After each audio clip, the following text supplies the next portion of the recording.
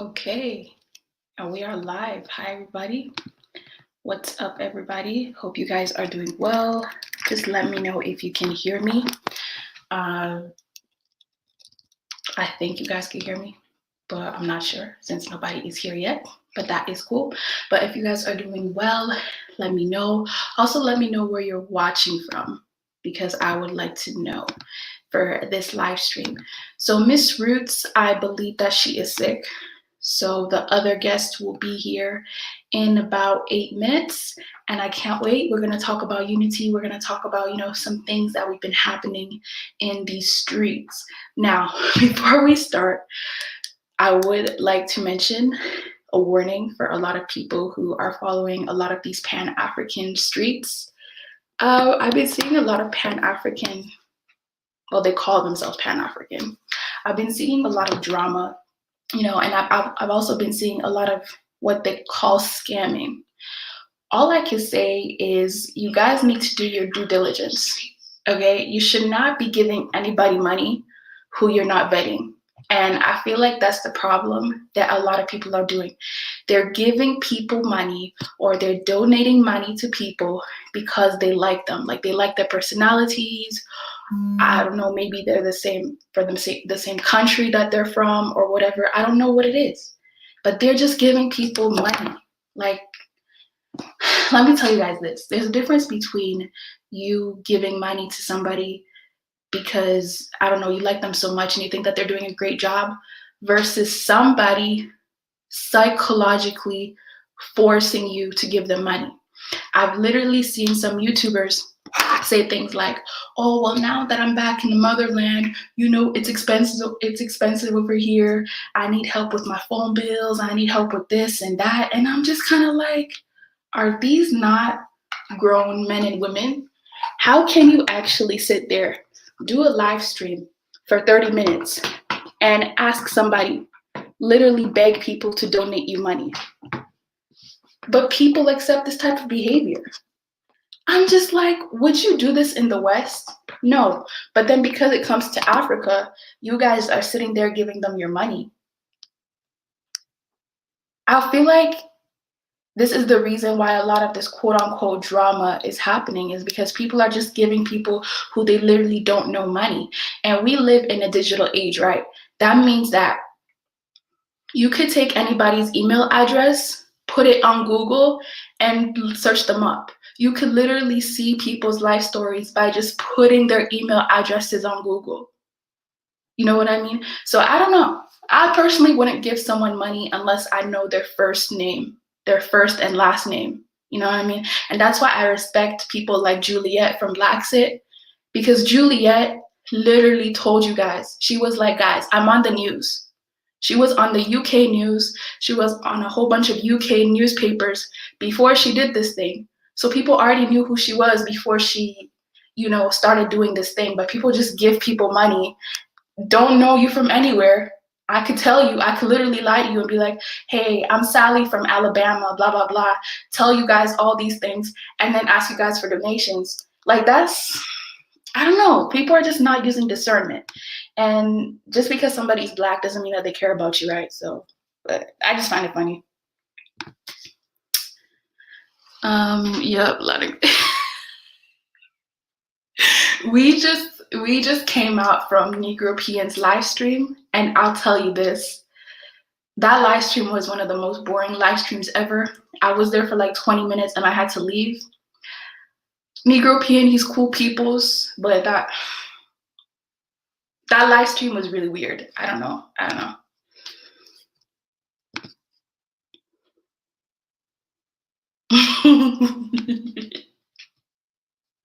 Hi, Gail. Hope you are okay. Thank you for being here. And also thank you, Mr. Uganda, for being here. We will start the live stream in about like 7 minutes. But I just wanted to say hi to you guys first. And yeah, we will be talking about unity and Pan-Africanism and all that good stuff. Manuel, I have too much to say about this. I mean, let me tell you guys this. Let me tell you guys some YouTube tea. Some YouTubers, I will not say their names, but they've called me to gossip about other YouTubers. Yes, So when I'm talking about there's no unity in here, I'm not just saying it based on what, some of us are seeing on these videos. I'm basing it mostly on what I'm hearing in the background. People are literally calling people to gossip about other YouTubers. YouTubers are calling other YouTubers to gossip about other YouTubers. What the heck is going on? But these are the same people. These are the same people that record videos talking about, guys, we need to unite. Guys, we need to hold hands. Guys, we need to fight white supremacy together. But you're calling your brother this, you're calling your brother that. Like, who even does that? You know what I mean? Who even does that? Like, it's anyways, guys, we're gonna start a live stream right now, and I'm gonna try to talk about this a little bit more. But yeah, our guest is actually here. So I'm gonna put him on the screen. His name is Brother Bakari. Hi, brother. How are you doing? I'm absolutely magnificent. How are you, young sister? Not bad, not bad. So, just introduce yourself. Let us know where we can find you and things like that. But thank you so much for being here. I forgot to say that. Thank you.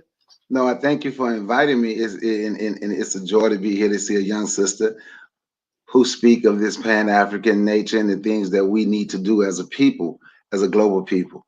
So my name is Brother Bakari. That's the name of my channel, Brother Bakari. Y'all should go check it out. Once you check out it, smash that subscribe button and that notification bell. And I talk about Black unity. I talk about us coming together. Normally on Sunday around this time, I would be 1 hour into my new series that I've started called Minding Our Black Business. But I decided not to do it this week because this young lady said she wanted to interview me and ask me if I would come on. So I decided to come on. But every Sunday at 1 o'clock p.m. Eastern time, I do a show called Mind Our Black Business. And it's about us promoting Black business. I ask everyone who come into the chat, put in a Black business that you promote. Put in a Black business that you support. Even if you haven't supported, put in one that you have heard of, so we can start to grow so we can turn our neighborhood, so we can put the neighbor back into our neighborhood, not just a hood, but a neighborhood, because your neighbor is loving and friendly and will look out for you. Once we took the neighbor away, look what happened to us. So then we turn the neighborhood into a community. And that's the purpose of Mind Our Black Business. And by the way, I peace to the chat. I thanks everyone for listening. Awesome. I wanted to ask you some questions, and then we just chime along, and if anyone wants to do so, they can do it as well. So we should just get right into it. First and foremost, what is Pan-Africanism? Because we keep hearing about this Pan-Africanism thing. What do you think Pan-African stands for? Pan-Africanism is a global African unity. Global African unity with African solutions to African problems, not looking to the outside for people to fix us. It's not about us constantly asking, can someone do this for us? It's about us coming together and working and building together. Put your differences aside for a moment. And once you put your differences to aside, we can discuss the differences. Let's get the differences out of the way first.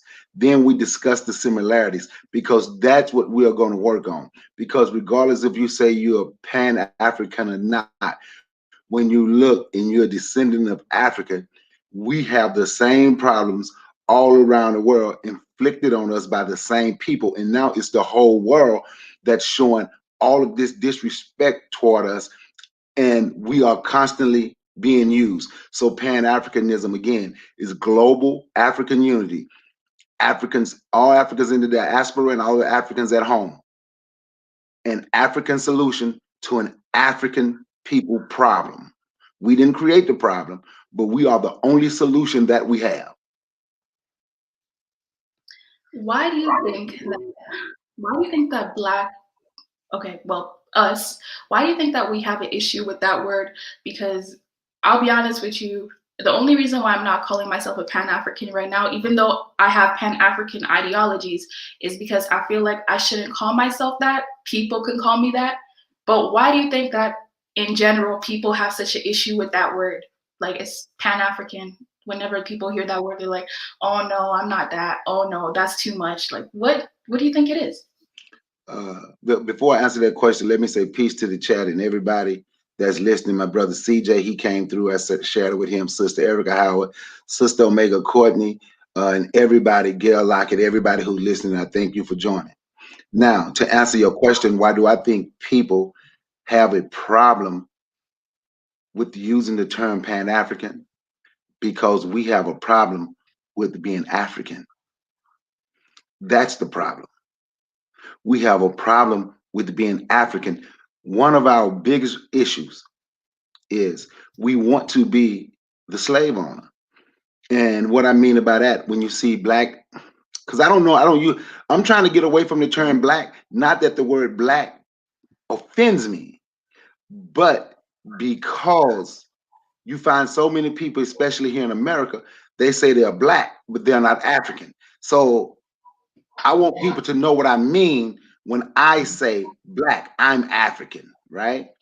So you find so many people that want to be the slave owner. So you will find, especially here in America, well, I'm not no African. I have this in my blood. I have that in my blood. And we attempt to live like white people. Then you find the African descendants that hate to be called African, and they want to be their slave owners. They want to be the Cherokee. They want to be the Choctaw. They want to be the Chickasaw. They want to be the Seminole. You know, the 5 civilized tribes. Because we have been taught so bad about Africa that we don't want to accept what we are. And then sometime and you find brothers and sisters from the continent, they will come here. And when people tell me that they have had problems with some of our brothers and sisters from the continent, now me personally, I say I don't deal with those type of people, but I understand what they mean. If I say I've never met an African from the continent that had maybe an attitude toward me, see, they come here, some of them, and they feel they are better because they did not have to go through chattel slavery, but not accepting the fact you went through colonialism on your own home and you were basically enslaved at home. Yeah. But your cousins, your uncles, your nephews, your brothers and sisters was put on bottom of ships and sent around the world. Our language was stolen from us. Our foods, not all of our foods, because once I started studying culture, we still have some of our culture, but our God was taken from us. The black woman being a God was taken from us. Black man and black woman being together was taken from us. And we have almost been beaten into submission. You notice I said almost, because I would not submit. And I know you won't, and the people in this chat will not. So we have to come back to our natural state and become who we really are. Accept the fact that we are children, of Africans. And we have to love Africa the way the rest of the world love Africa. I'm not saying forget where you live and where you've been born and raised your whole life. That's not what I'm saying. But our mother is Africa. So we cannot disrespect the mother to become the slave owner, the slave trader, the overseer, the straw boss, the shipbuilder. We want to become the seller, but we don't want to be the ones that lost the war. We lost. We lost the battle and we are still at war. So as long as we are still here living and breathing, there's no other human on earth that could endure what African people has endured and still be here. So when we look at all the negative at us, the biggest thing to be proud of is we are still here. We ate pig guts, but we are still here. We had nothing to eat. They took everything from us, but we are still living. So as long as we still living, we have the opportunity to fight and to change our ways, to get back to our natural state. I agree with you on that. Pan-Africanism, it basically started with the diaspora.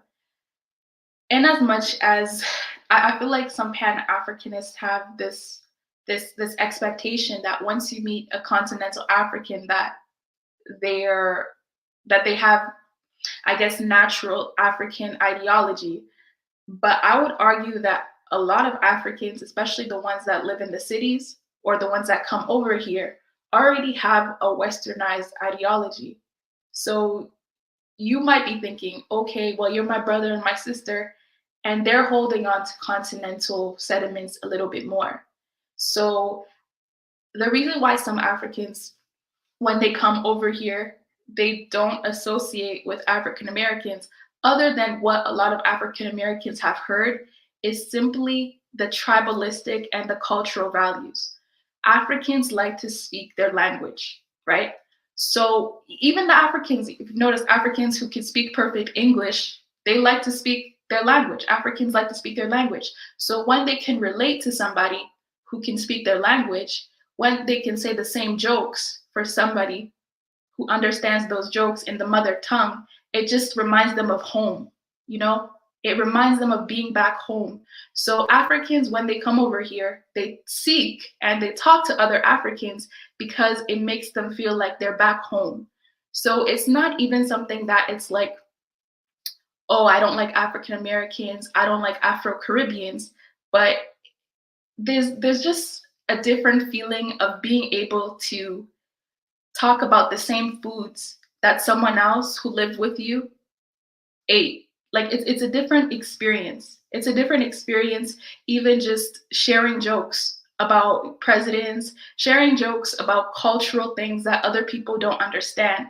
So it's not that they hate anybody, but it's just easier. It's easier to relate to somebody who's from your tribe. It's easier to relate to somebody who's from your same village. It's easier to relate to somebody who's from your same city. And another thing I will say is with the language, the mother tongue, we can say things about people. Usually, we're not, I'll be honest with you, usually we're not talking about our own people. We could say things, make fun of people on the bus, and joke amongst ourselves. That's just what it is. It's not anybody hates anybody. Yes, some are told to stay away from other Black people, unfortunately, and I think I'll get to that a little bit later. But it's just the fact that your brother, it's like your long lost brother and you're seeing him again. It's a feeling of familiarity. What I will say is, I think that seeing what I'm seeing in the West, this idea that Africans like to keep to themselves and not let anyone else in, it doesn't help in the West.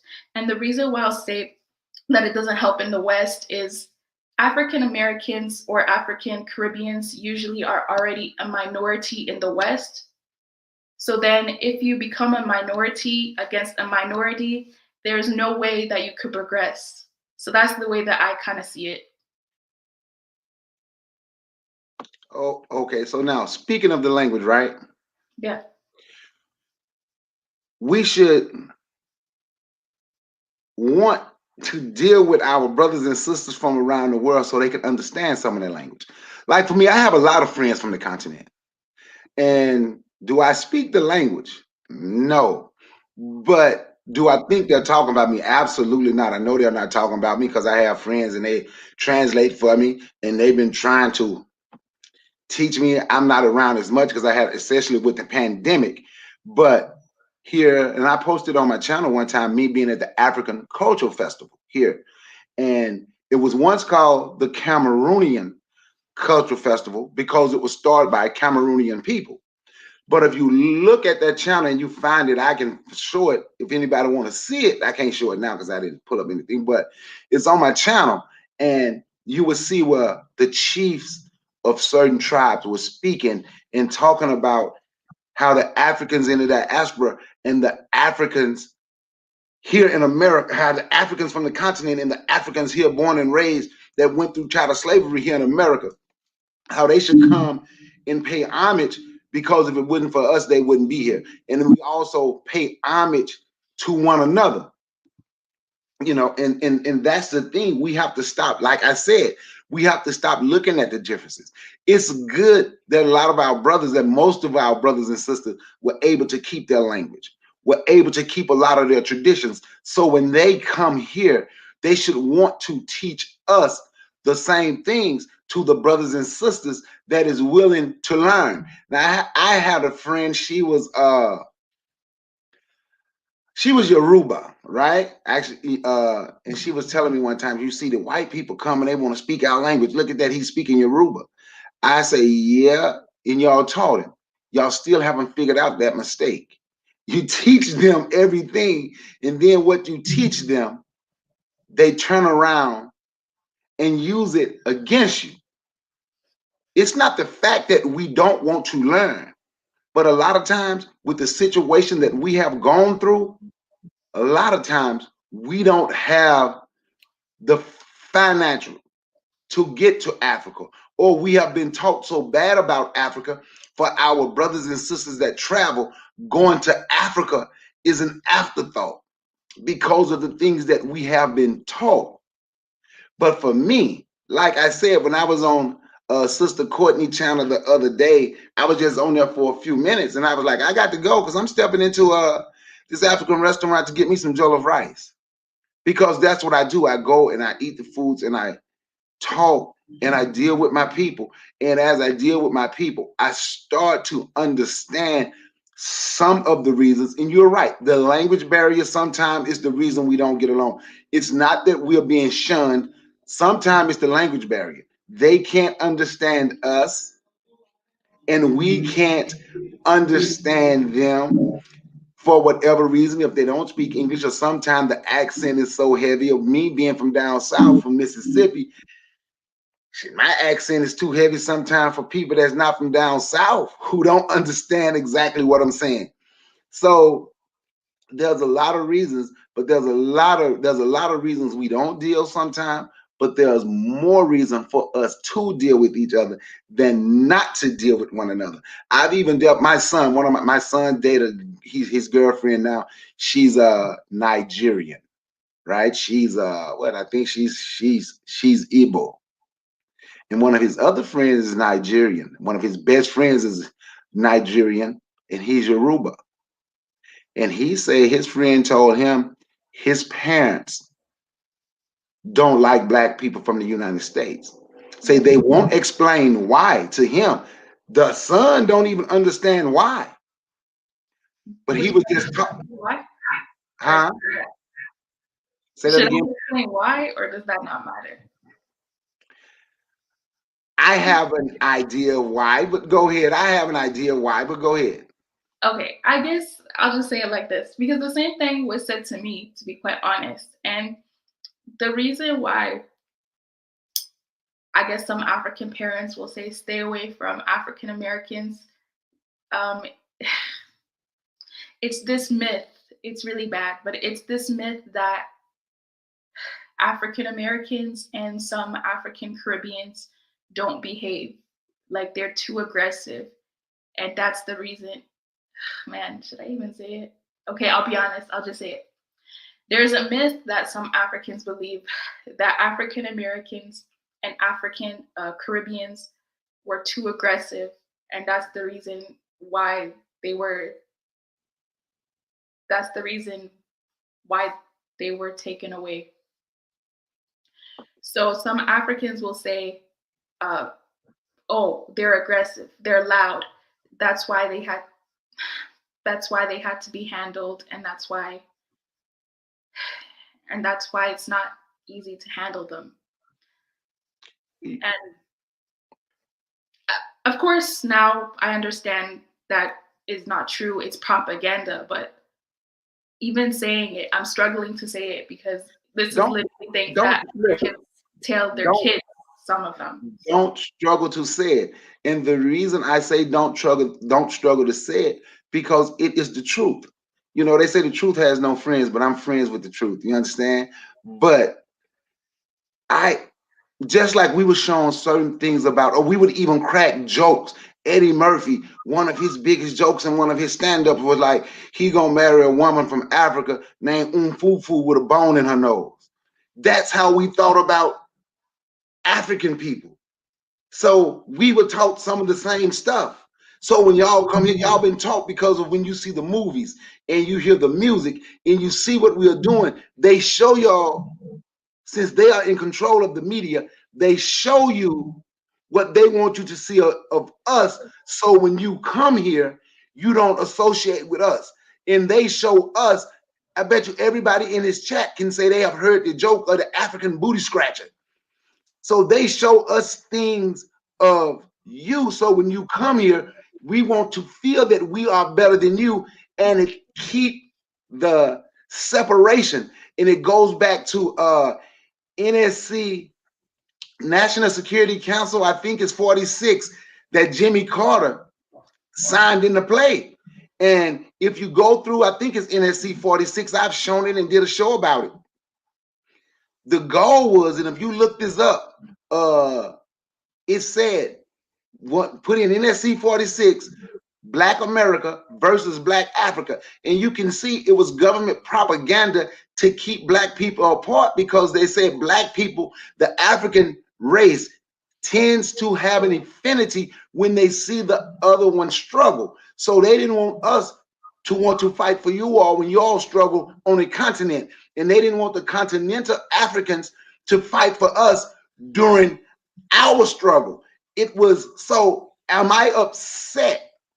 No. Does it hurt? Yes, it hurts a little bit. Yes, it bothers just a little bit, but it won't bother me enough for me to stop dealing with none of my people, because I understand that we have fallen for the propaganda and everything that they have done. And now, since this is 2020, and Africa is the youngest continent in the world, we're the youngest continent in the world. And now we had an opportunity with a young lady like you to spread the truth, to defeat their propaganda, regardless of what mother and father and grandmother and grandfather said. We see now how they lied to us. My mother, she never told us we was no Indian or anything like that. But she used to hate to say she was African until she had the opportunity to go to Africa. And when I talk about this story, bring tears to my eyes. She went to Ghana. She was in Ghana for 1 month. She said she went and lived, what she said, the bush, with people that still live the traditional ways. She lived out there for 1 week. And she said when she went to the bush, no one spoke to her. They made like they didn't know her. But the next morning, they greeted her where she was living, where she was staying for that week, and said they thanked her family for America for coming home, and they gave her a feast for a whole week. She left Ghana and went to Gambia for 1 month. Same thing. Left Gambia and went to Senegal for 1 month. Same thing. She said if she had gone to Africa when she was younger, she would have never come back to the United States. She said she had never seen so much Black love. She had never been treated with so much respect, because the people there were happy to see her. But they want us to fight one another. They want us to fight. Watch this. How happy do you think they think about this, right? And we are talking about Africans from the continent versus Africans in the diaspora, right? So I'm gonna make it smaller than that. Think about the Africans in America, or the American Africans. That's what my 17-year-old son said. He said we go by our last name, so our last name gonna be African. So we American Africans, right? So watch this. You can be from Compton and go to the wrong part of South Central, and we shoot each other. You can be from the west side of Chicago, go to the wrong part of the south side of Chicago, and we shoot each other. You can go to where I'm from in Mississippi and go to certain places, Greenville, Mississippi, our whole area. Of course, it's not a big city, but you go to the south side and you run across the people that call themselves black tees, and you ain't wearing no black tee, and you're not from Glen Island, you're gonna have problems. So you see how they have created a situation for Africans all around the world to fight one another. Think about that. So we are not just fighting the Africans in the continent. We have been taught to kill one another in this country, because what they did, they have created an easy target. We will fight one another and we will kill one another, and don't have a second thought But when it comes to them, they can kill us. They can kill our family. And all they have to do is they don't even have to apologize. We just been taught to say, God said forgive. So we gonna forgive them so I can feel better. The forgiveness is for you. No, I don't have to forgive them. Ain't no damn forgiveness for me, for somebody who tried to kill me, for somebody who tried to kill my family. Ain't no forgiveness for me. Stop using that nonsense because it has come to it's okay to kill black people. It's okay for anybody on earth to kill African people. So think about it. If we have been taught to fight one another in this country, what do you think we're going to do when the continental Africans come to this country? So now the continental Africans in this country, when they come here and the things that they have been taught about us, do you see why we don't get along? That's why I say Pan-Africanism is global African unity with African solution to an African problem, and no outsiders coming speaking on our problems. Yeah. I don't see what we have to understand. We have to understand the difference between a group relationship and a personal relationship. You might have a personal relationship with a white person, and you and that white person can be cool. But when it comes to doing something for black people, that white person don't even need to be in the meeting. Sit down, shut the hell up, and what we talk about ain't none of that white person business. You might have that same relationship with a Mexican. But when it comes to African solutions to an African problem, that Mexican, if it's not an Afro-Mexican, if it's not an African Mexican, they have nothing to do with what we're talking about and what we're going through, if that makes sense. But let me ask. I'm sorry, go ahead. Oh no, you go ahead. Our solutions start and end with us. Once we fix ourselves, once we stop calling where we live the hood and take care of our neighborhoods and bring the love back, like it's the respect and love back the way it's supposed to be, then and only then can you bring somebody else, but they still don't have a voice. They don't have a voice in our solution. The first thing, black man, black woman, we supposed to be together. And I'm just being, I'm gonna, can I speak freely? I already made a video on why I don't agree with interracial dating. So. Oh, okay, because I agree with the interracial dating. And I'm gonna tell you something. One of my oldest son went against some of the things that I taught, and that is okay. I love my son, and I got 2 mulatto grandkids. They'll never be black because they got a white mama, and those are my grandkids. I'm not gonna switch up on who I am. I don't change for nobody. My stance for my people is my stance for my people. There's no mulatto, and I'm not saying a mulatto don't have a voice. I'm not saying a mulatto shouldn't have an opportunity because they catch it from both sides, but they can't lead nothing. You can't lead anything because you have dual loyalty. You have a loyalty to the oppressor and a loyalty to the oppressed. And which side do they choose the most? They normally choose the oppressor because the oppressor have more money. Yeah. So they can make it better over there. But we have to start keeping everybody in their place. We have to be not black first, because I told you I'm getting away from that. And did I explain to you why I say I'm getting away from just saying black? Yeah. We have to be race first, African first. None of these, oh, I'm a black Cherokee. I'm not saying there were no black people that didn't have. There's about 2, maybe what they say. I was listening to the Rick Kittles, the owner of AfricanAncestry.com, what he says about between 1.5 and 2% of African Americans actually have native blood. So I'm not talking to the black Cherokees and the black Choctaws or whatever the hell they want to be, pardon my French. I'm talking to African people that's not ashamed to be African. And I'm not saying if you have native in your blood and you know your people, I would never tell you don't accept that. Don't respect that. Who am I? One of my best friends' great grandmama was a Seminole. He never denied the fact that he's African. Never. He'll just tell you my great grandmama was a Seminole, but I'm African. Because what they don't like to tell you, which he wouldn't shame, is like his grandmama didn't live on a reservation. I had a friend who had some Creek in her. Her grandmama didn't live on a reservation. You know why? Because they had rules. And if you dated an African slave, you were kicked off of the reservation. So I'm not telling nobody don't claim their family. I would never do anything like that. But what I am saying, when you come into this platform and when you truly believe in Pan-Africanism and you truly have decided to live that life, you have to be race first. You have to be race first. And that race is going to be African, not black anymore, because you find so many, you got people now, they black, but they, we the Asiatic black man. I don't even know what that is. Oh, I'm a black from here. Or this is the biggest one. Oh, see, blacks didn't just come from Africa, see, because we're indigenous to the world. No, we're not. We're indigenous to that continent called Africa. That's what, and we circumnavigated the globe. What? Okay, what I think what they mean is that since, okay, yeah, we are the first people, right?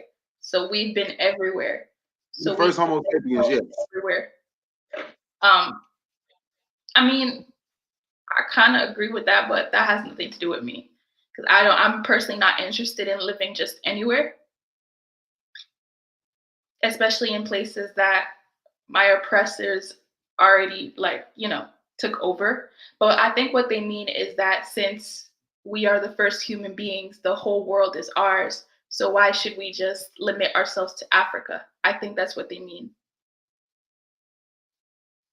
I understand you saying you think that's what they mean, but if you listen to them and you listen to them teach, they quickly would say, and you find a lot of them, not all, so you are right about some, but a whole lot of them would quickly say, there's no African in us.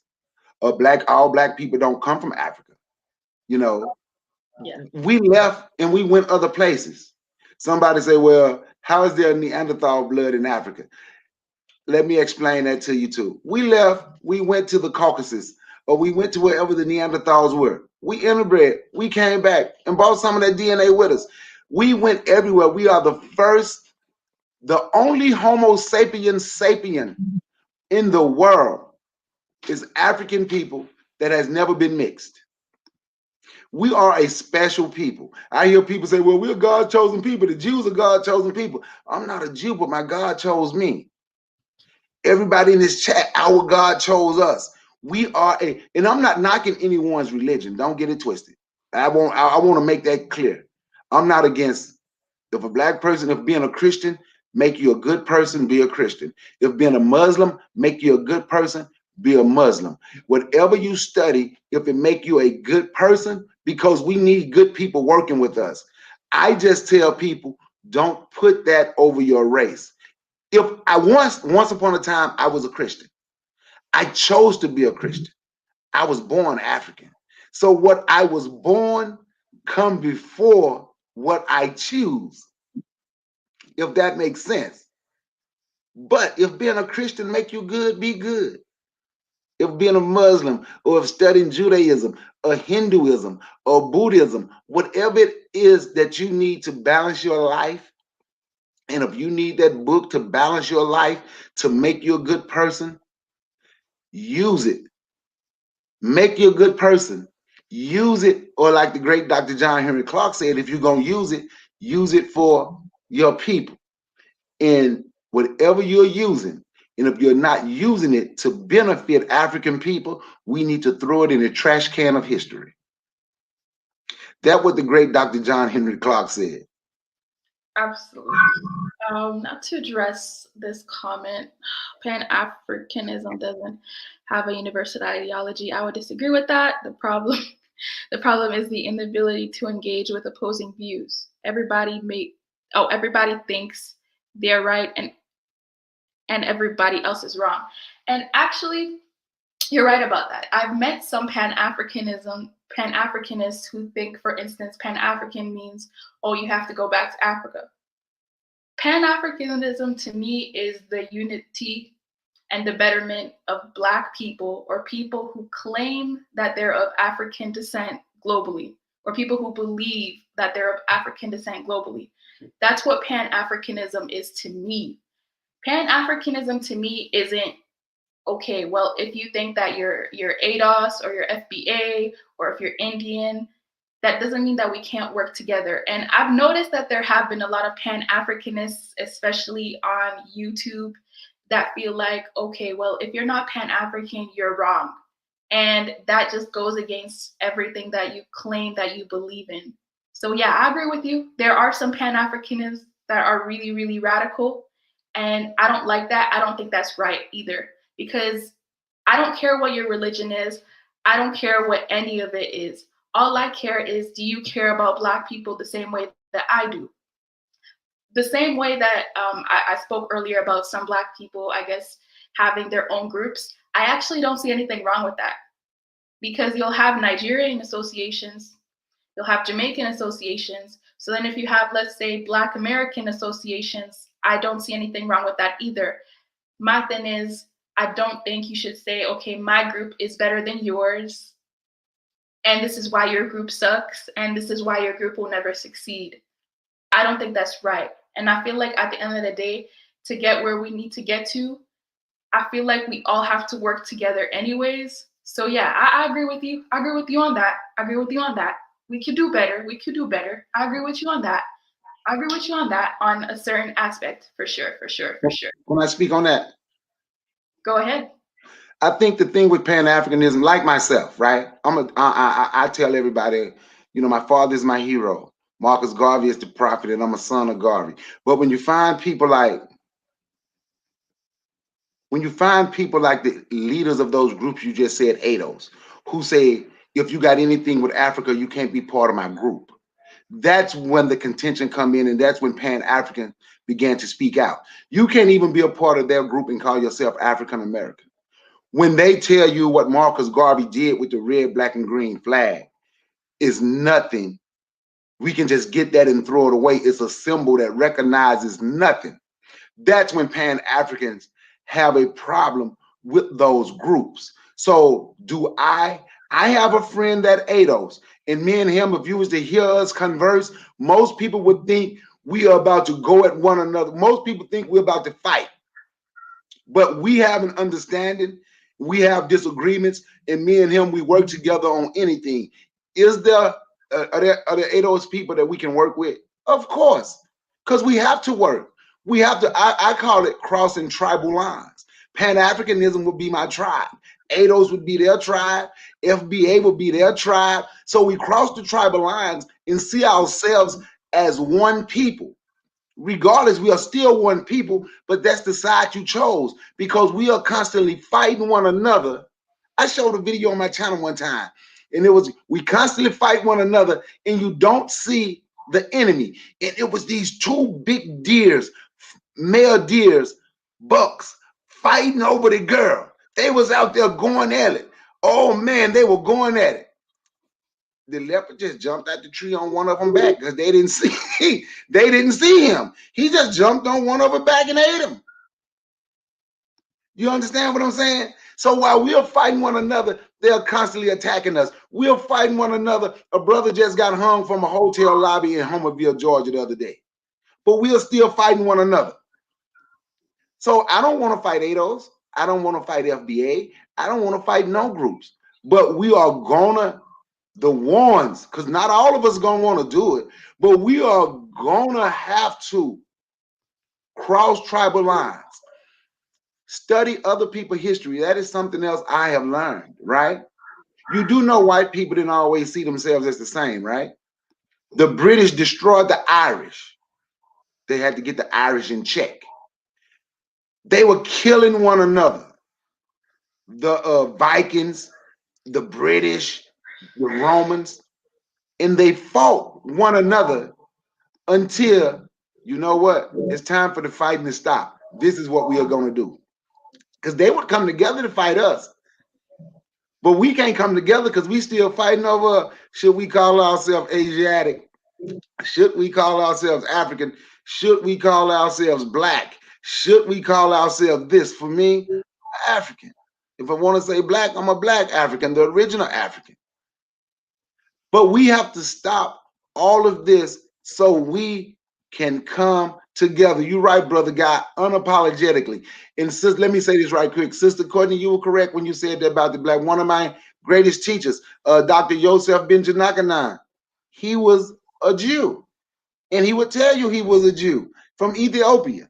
So you're right. All history have been whitewashed. Everything they have done to us, everything has been whitewashed. So, but what we gonna do? We gonna blackwash it. We gonna stain it up and make it better for us. How about that? We gonna blackwash it. When you put black on white, they'll call it a stain.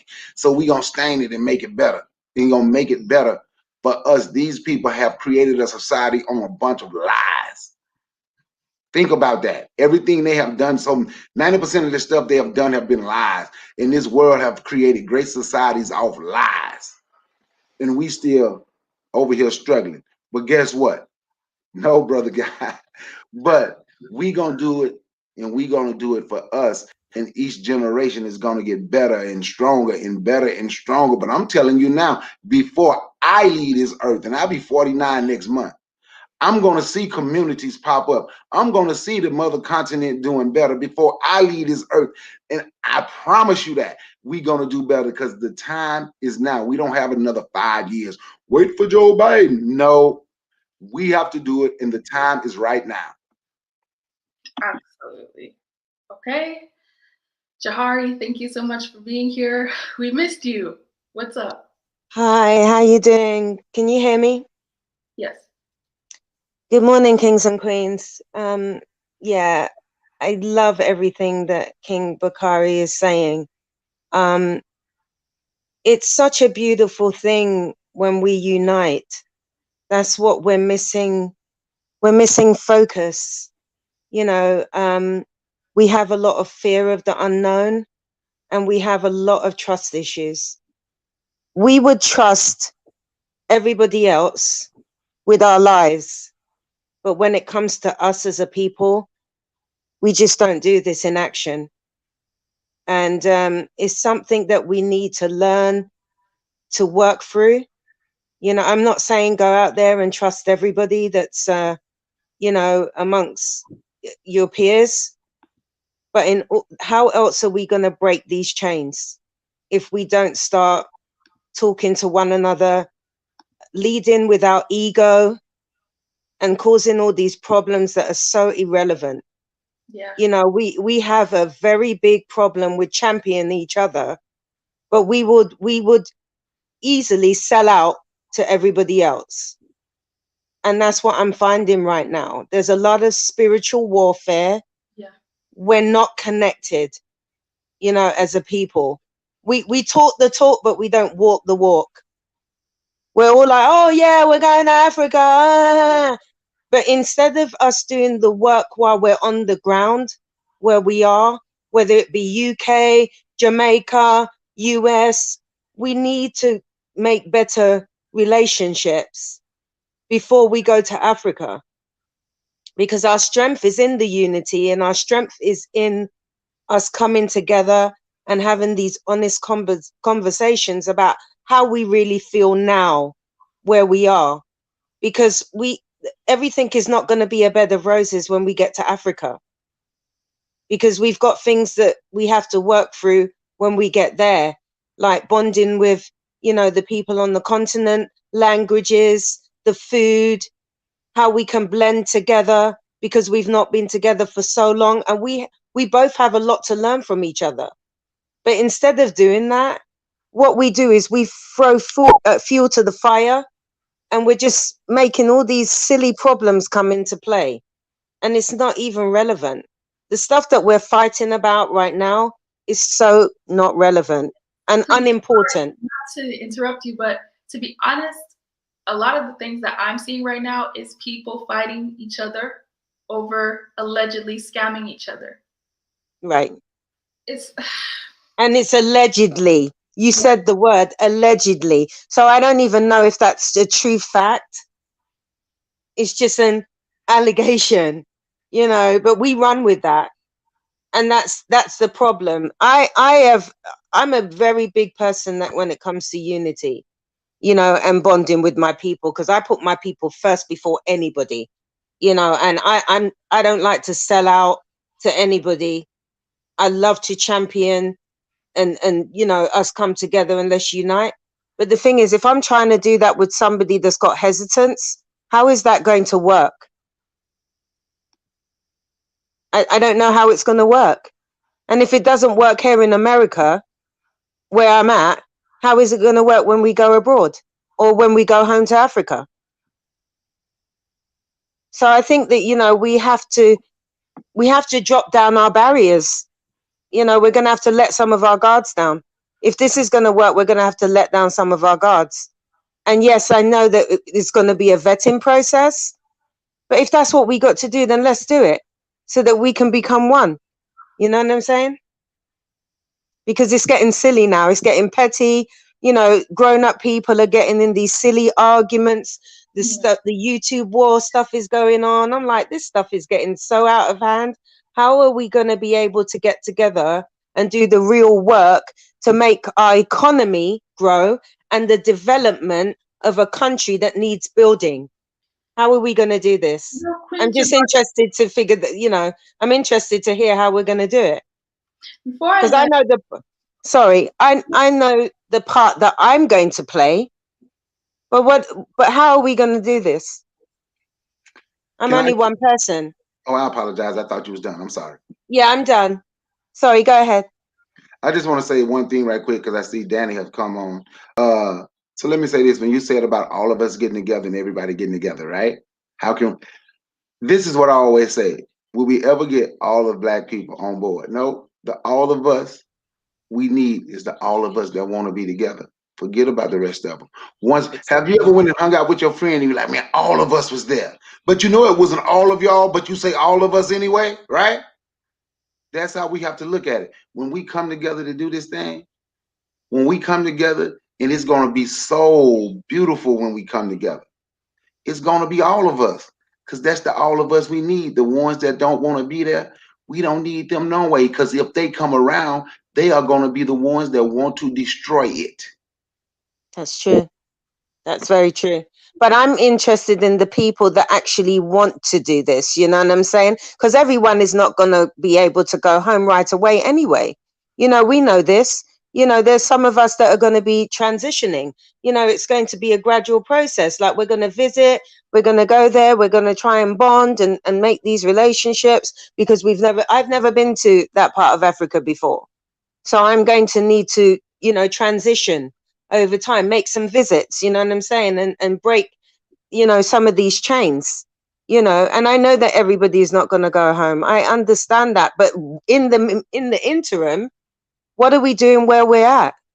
Because like King Bakari said, we need to start where we're at, you know what I'm saying? And that's just my view on it. I feel like, before I let Brother Danny speak, because he's been really patient, I don't even think it's, to me personally, honestly speaking, it's beyond liking anybody.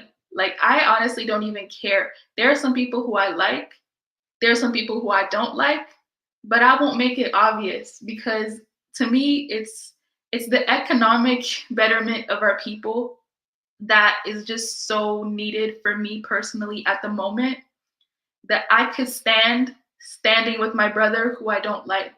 Now, if he's a bad person, I won't associate myself with him.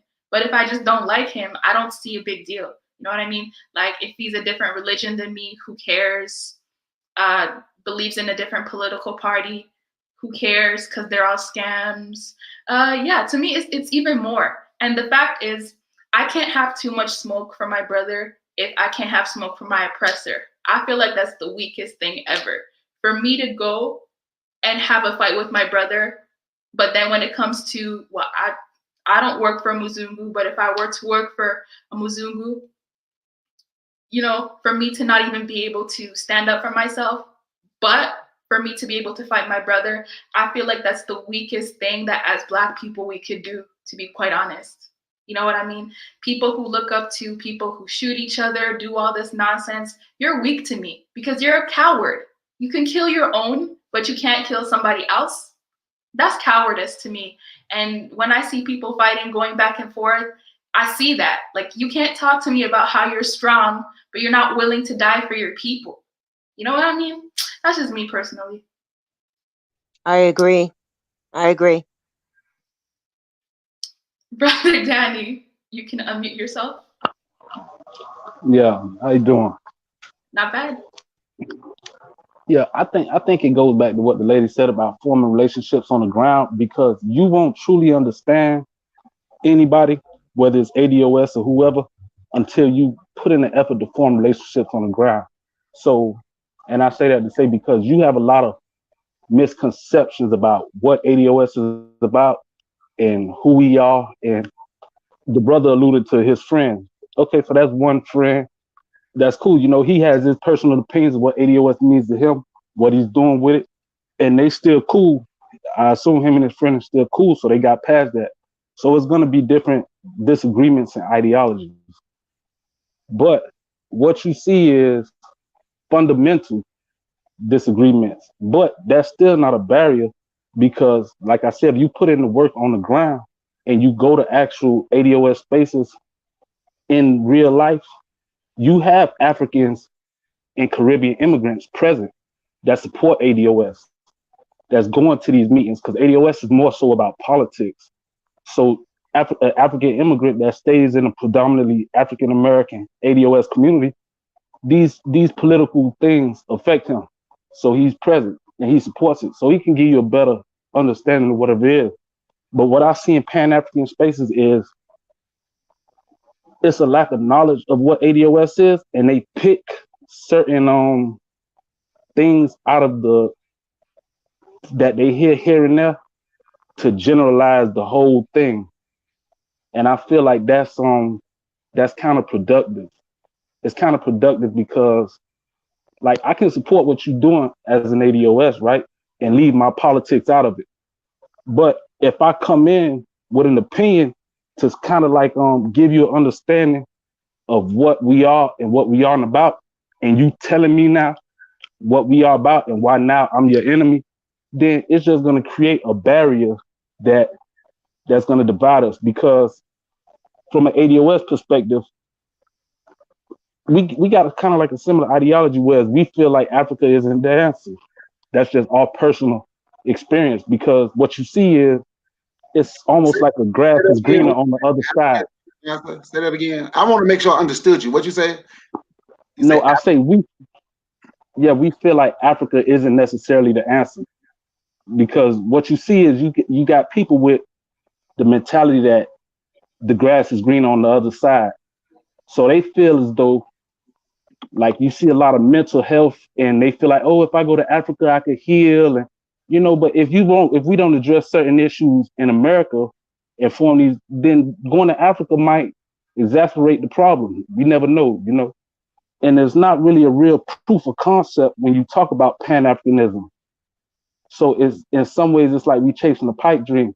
And if you look at the one proof of concept that you can compare Pan-Africanism to, where it's succeeded, is with Zionism. I don't know if you're familiar with Zionism, but Rastafari movement. Excuse me? Is that the Rastafari movement? No, Zionism is the Jews. Oh. That's the Jew. Well, Rastafarianism, they took. Yeah, I know what you're talking about. They took, but no, Zionism in its purest form is the Jews repatriating back to the promised land, Zion, which is present day Israel. But if you look at it and how they succeeded is, Jews don't believe that they're all the same. Jews acknowledge, if you go to Israel, Jews acknowledge that you have Sephardic Jews, you have Ashkenazis, you have Falashas, you have Mizrahis, and they all live amongst each other with different cultures, different ideologies, but they all came together to form Israel, and they live peacefully amongst each other. It's not where one person has to denounce their beliefs or pick up these beliefs. And it's no criticism of each other's culture. It's no criticism of each other's culture and ideology. It's just rooted in us wanting better for us as a whole. And I believe that's what Pan-Africanism gets it wrong at. Because they want to erase everybody's culture. and bring us under one.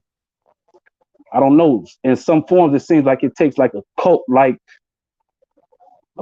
personality. Please, African millennial, can I please? I thought the show was about Pan-Africanism, and I don't mean to be rude. I really don't mean to be rude.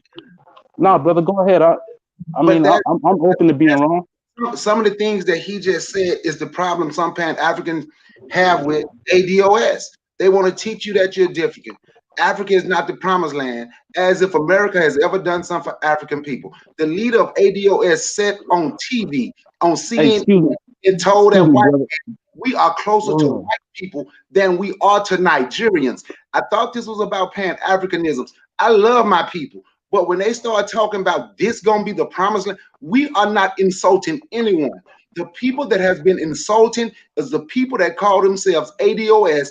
And if you have anything to do with Africa, they don't want you there. They constantly say African people and Africans from the diaspora is here to steal from them when there is only 5.5 million Africans from the diaspora in the United States. There's 50 million, what y'all would call ADOS, in this country. They are not stealing from us. I'm going to tell you, this is my thing. We love to lip wrestle and beat up one another because ADOS, they love white people so much, they are afraid to attack the people that has done this to us, that have us fighting. That's the problem. We fight each other too much and want to put each other down and want to say Pan-Africanism. They want to say we are the same. We are the same. We went through the same thing. We were enslaved over here. They were enslaved on the continent. Jamaicans, do you know that it was more slaves sent to the islands than here? Why would I turn my back on a Jamaican? My family is possibly from Jamaica, because when the slaves in Jamaica, in Trinidad, in South America, in Central America wouldn't be, they start sending them here. So I'm not going to turn against my family to start screaming about America. ADOS, American descendant of slavery. I will never turn my back on Africa. Slavery is the institution. I will never turn my back on my ancestors to claim an institution, the institution of the shipbuilder, the institution of the seller, the institution of the straw boss, the overseer, the slave owner. All of that is what ADOS want to encompass, but they do not want to say they are African, because it's a problem to say black people are the same around the world, and we've had the same problem. Black people around the world has had the same problem from the same people, and ain't nobody trying to get the so-called reparations that y'all talking about. I don't even want nothing from white people, because white people have shown I don't want a reparation, because they have shown if you get anything from them, it's gonna be stipulations. If you don't believe me, tell me the last time you saw a Native American walking around on their own land. I'm not here. Africanism don't believe in begging white people for nothing. When your leaders can sit there and tell y'all that ADOS should not even thinking about starting businesses because we don't have money. She said it on her show that y'all don't have. Can I touch on that? Per month. This show I was asked to come on was about Pan-Africanism, and I speak for Pan-Africanism and Marcus Garvey. Desecrate the flag. When they desecrate the flag and they talk negative about Marcus Garvey. So the problem ain't the Pan-Africans. The problem is the people that is afraid of the people that did this to us. So they want to attack their own. They want to attack us because they don't think they can do anything with the ones that did it to them. So the easy target is African people. So we are going to attack them because they are easy. No Pan-African. And by the way, people talk. Can I touch on that? And then I'm going to leave.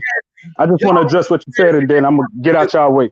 Marcus Garvey had warehouses built all throughout the United States for businesses because he knew every African did not want to go back to Africa because they had been here so long. He was building in Jamaica, building in Haiti, in that he knew everybody didn't want to go back because this is it. He never said nothing about the black people negative that wanted to stay here. Y'all constantly say the negative things about Pan-Africans and African people, and it's an absolute insult to people who have put their life on the line. The biggest movement in the history of this country, more businesses than anybody else, than any other black company. The first people to ever invest in the rubber was the UNIA, Pan-African. The first Liberty University in this country was Pan-African, Marcus Garvey.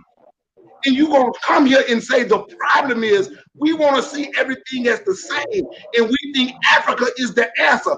America has never been the answer. They just found a brother hanging from a hotel lobby the other day in Georgia, but you don't want to speak on what they do to us. Y'all only want to speak on what Africa do. I'll speak on it if you allow me, sir.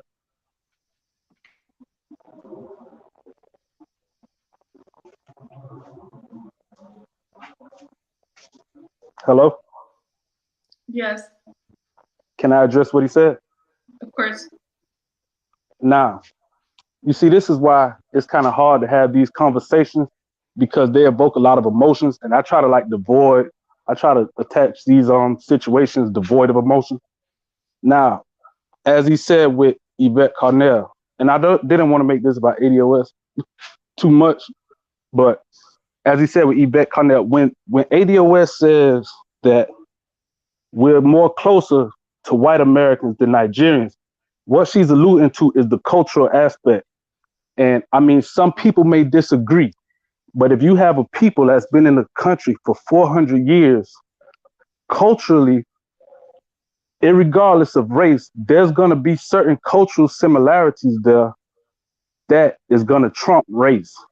So now a Nigerian immigrant coming to America from Abukuta, Nigeria, that speaks Yoruba with a strong accent and not a real strong command of the English language, maybe, there's going to be a cultural divide where we're not going to be able to even communicate necessarily in different things within that culture that's going to make us different. Whereas this white American who I've stayed next door to for 3 generations, and for good or bad, you know, we're not here to take up for white people because we all know the history of America. But that continue. I know that white person. I know everything they're about. I know who they are, what they're about. So the similarities and understanding of mentalities is going to be similar. I'm going to know, you know, I recognize what he eat. I can communicate with him. You know, that's not to say that we're the same in the sense of along racial or genetic lines, but culturally, there are similarities with white people in America and issues with white people that are different than an African immigrant coming here. And as an African immigrant, I don't think you can really deny that, because an African immigrant, they refer to us almost in the same sense as a white person. We're an Abroni, we're a foreigner, we're a tourist, you know what I mean? The same way with that. So, I mean, it's kind of disingenuous to make it seem like ADOS is just, and paint us as being hateful and saying we want to be white people, when, I mean, these are just, it's almost like, it's just the realities of life, man. And some of us accept it. And I mean, that's not saying we put white people on a pedestal over African. That's not saying it. It's just that we recognize that we got issues, and it's a cultural similarities behind us. The same way a Black European that grew up in, like you were Canadian, you grew up in Canada. If you did grow up in Canada, you were 2nd, 3rd generation Canadian. Even if your parents are Somalian, you're going to have a stronger connection with or share similarities with a Canadian, a native Canadian who's been there for 3 generations.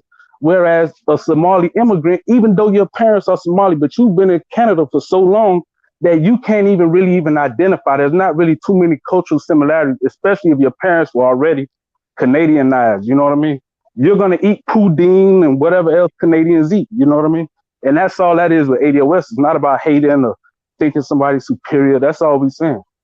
African millennial, I thought this was about Black people coming together. This okay, guy, I'm out of here. I'm out of here because I see that y'all not ready for these type of conversations. I appreciate you. I appreciate you, sister, for being respectful to me. And I don't want to mess up your channel. So if I got to go, if I have to leave African millennial, I don't want to mess up your show.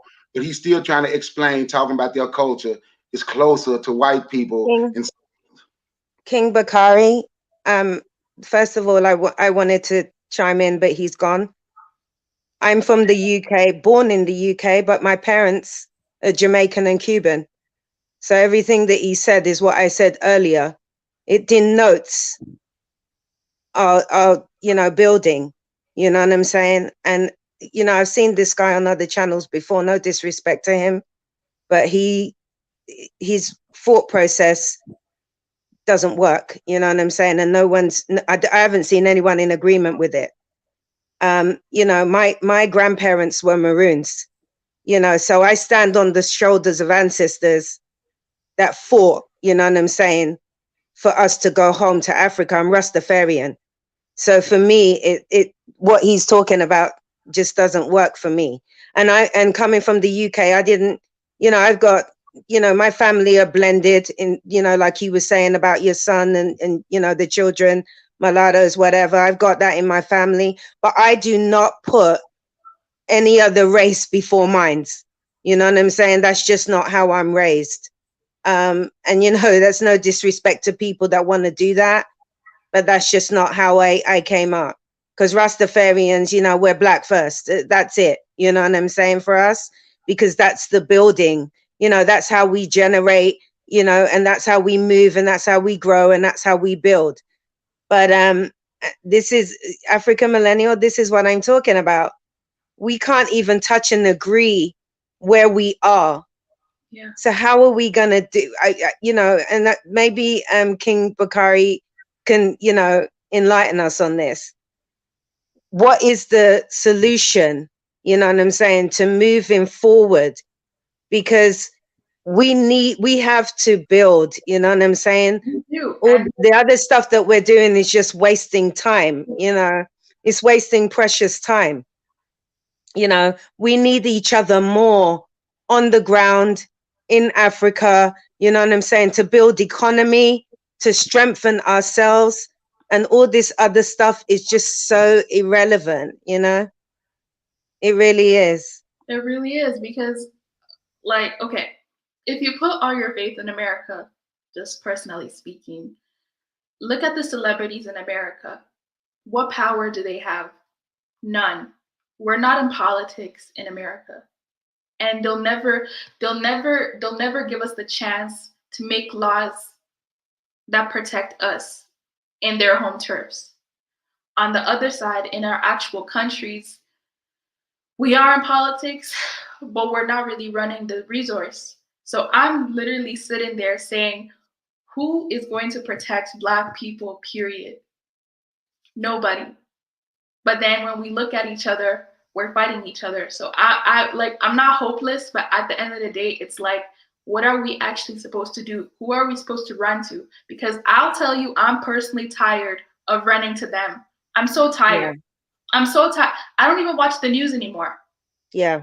I don't care. I know what's going to happen. Somebody's going to get lynched. Somebody's going to get raped. Somebody's going to lose their job. Somebody's going to say something about Black power and get fired. Like, it's have we not seen that? It's so true. It's so true. Years? Okay, not thousands, hundreds of years. Yeah, it's true. It's absolutely true. I talk about this all the time with my family globally. Every Sunday we have dinner and we, over Zoom, and we break bread, and we're trying to build a community to strengthen because the problem is that us as like the older and us elders, if we're not talking to, because I'm talking to the youth in my family more, because the youth, like you, African millennial, you have this channel. The youth is what's going to be our future leaders in Africa. So we have to strengthen them and give them hope, because if we don't, then we're just binding time, and all this negative energy, it's just useless. It's really useless. It has no positive movement. And the thing is, what are we doing? Are we going to denote all the work that our ancestors have done to get us here? The privilege that we have, we can't waste it. We've just got to get ourselves together, get our resources together, and go home to Africa. I don't care about, other people that are not down with it. If you're not down with it, then step aside and let us move, let us move how we need to move. That's just how I feel, and that's something that I've grown up seeing, You know, I've got uncles that have their own business. They've never worked for the man. You know what I'm saying? They've never worked for, you know, anybody in any form of institution. You know what I'm saying? They've created their own wealth. My father was illegal in America for 12 years because he was in the military. He was in the Jamaican military. He served 4 years in Germany, and due to racism, he went AWOL, and he was illegal for 12 years in the United States until he married my stepmother. And when he married her, he built a business in construction. So I've seen it. But we need to create our own wealth. You know what I'm saying? Because what we're doing, working for the man, it ain't working. They throw us peanuts. You are correct. They throw us peanuts, but you know what? Let's take them peanuts and use them to build ourselves. You're right. Absolutely. Absolutely. I agree. For business. In Africa Millennia, I'm going to apologize to you and to your chat for me. He say we emotional, but yes, when someone is trying to tell us and we're talking about African unity coming together, and they want to come on and explain why we are so different and why he should relate to white people in America more. Yes, that is going to be a problem for me. So if I offended you by doing this on your channel, I'll apologize to you right now. And I was looking in the chat. Daniel Boom say, "Is it mandatory that we agree?" No, Daniel Boom, we do not. Daniel Boom, not Daniel Boom. Daniel Boom. No, we do not have to agree on everything. You're right. We do have the right to disagree. We should be able to disagree and be able to build. But you can't build with anyone who's telling you we are not the same and don't want to see nothing and tell you it's not about race, it's about where you're from. So if it's about where you're from, that's why I spoke on certain things that those people would never speak on. What did he mention when I talk about the brother being hung the other day in Georgia? He's not going to say nothing. He won't say nothing because they are a defeated people and we can't be defeated. They don't think we should have businesses. We can't live depending on everybody else for everything. We have to get businesses. Me and a friend now, and I'm not a farmer. I have land. I come from a family with land. My family have over 4,000 acres back home in Mississippi. I don't live in Mississippi right now. I should know more about farming, but since my father didn't want to farm, he took us away from there, another family running. But we are trying to do a farmer's market, a little corner thing where we're going to get black farmers. We're trying to get black farmers together and come into the black neighborhood and sell our fresh fruits and vegetables and do things like that, or the meat from the farm that we know is fresh. Because we can't continue. Because when you go to the farmer's market here, it's run by Asians. Other people own all this stuff, and we don't own anything. Everybody constantly say that we don't have money. It's impossible for us not to have money if everybody else is coming into our neighborhoods getting rich. How are they getting rich? It's the way we use our money, and our money should be used to benefit us. That's what our money should be used for. We have to become race first, and that's just a fact. If you want to say African first, okay. If you want to say black first, whichever term you want to use. But I hope everybody heard what he was saying, and you will understand why I say I'm African, because just saying black, I can be grouped with those people who think I shouldn't relate to my brothers and sisters from Nigeria or Ghana or Uganda or Kenya. I should only relate to America. And that is not me. My brother in the chat right now, brother Guy Nollywood Jr., my other brother, he's in the chat, CJ, sister Erica. These people who I talk to, I've been knowing them longer than I know sister Courtney. Ask them, do we agree on everything? No, we do not agree on everything, especially me, Guy, and CJ. We will get loud with one another the way I just got loud with him. That don't mean we against one another. It's just certain things that we don't agree on. But we do agree on that we have to fix ourselves first, and that was gonna keep us working together. That's what's going to keep us together is our similarities. Because when they talk about we have no African culture. Ask black people from this country. I can't speak for the UK. I never lived there. I've eaten Jamaican food, and I know a lot of rices with their food. We have the African culture. Where did the rice come from? Africa. Where did the watermelon come from? Africa. Where did the yam come from? Africa. Where did the wheat come from? Africa. Where did the drums come from that's in our music? Africa. Listen to all of the things that we have in common with our ancestors, with our ancestral home, with the motherland. But we will ignore that and say, that's our culture here. We created hip hop. Take the drum away and tell me what you have. I'm not knocking the people that said, you know what, we're gonna do jazz, we're gonna do blues, we're gonna do R&B, we're gonna do hip hop. I'm not taking away what their creativity, but you would not have their creativity if it was not for the African drum. So we have culture, and we still have some of our culture.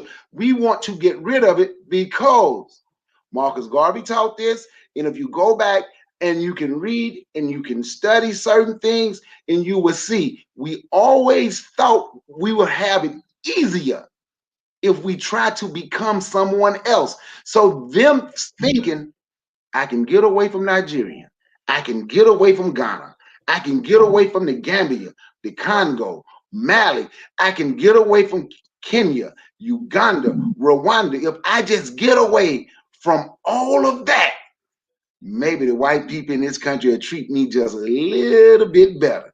If we distance ourselves from our cousins from Jamaica, if we distance ourselves from our cousins from Trinidad, our cousins from South America, this country will treat us a little bit better. We want to be liked and don't want to be respected. I'm going to be respected. And as a people, Sister Jahari constantly say, how do we do it? We going to do it because we don't need everybody we need is the everybody that's going to come together. All of us won't come together because you're going to have people like the one that was on the show. You're going to have people from these other groups that just don't see a need to understand that. But you got some people from those other groups that do understand. And those are the ones from the group that we work with, the ones that understand. But to come on a live and talk about us coming together, and you don't want to come together, you don't want to talk about that, you want to talk about how culturally you are connected to other people. How you putting raisins in your collard greens now? Because I see that's what they're doing. That's one of their biggest items now. Go get the old food. They got raisins in the collard greens. So are we raisins in our collard greens now? I'm still wondering if y'all putting raisins in your collard greens. Sorry. Sorry, King Bakari, but that made me laugh. The jollof rice is cooked with the tomatoes and all that, right? I don't know how to cook it. Not yet. I'm going to learn. But me and my friend, Sister Erica, was like, she said, Bakari, I had some rice and it was cooked with the tomatoes and we were just going. I said, you know where that come from? And she laughed. She said, did that come from Africa? I said, go eat some jollof rice and you'll see. Yes, that's where it come from. We still have a lot of our culture. Do that mean I disrespect my people in the United States, where I'm from? No, that's not what that means. Because I know where I'm from. I know how I got here, and I know where I was born and raised. That's not me saying I'm not from here, but I don't have. But my common is with my Africans in this country, the Africans from the continent, and the Africans in the I'll say this.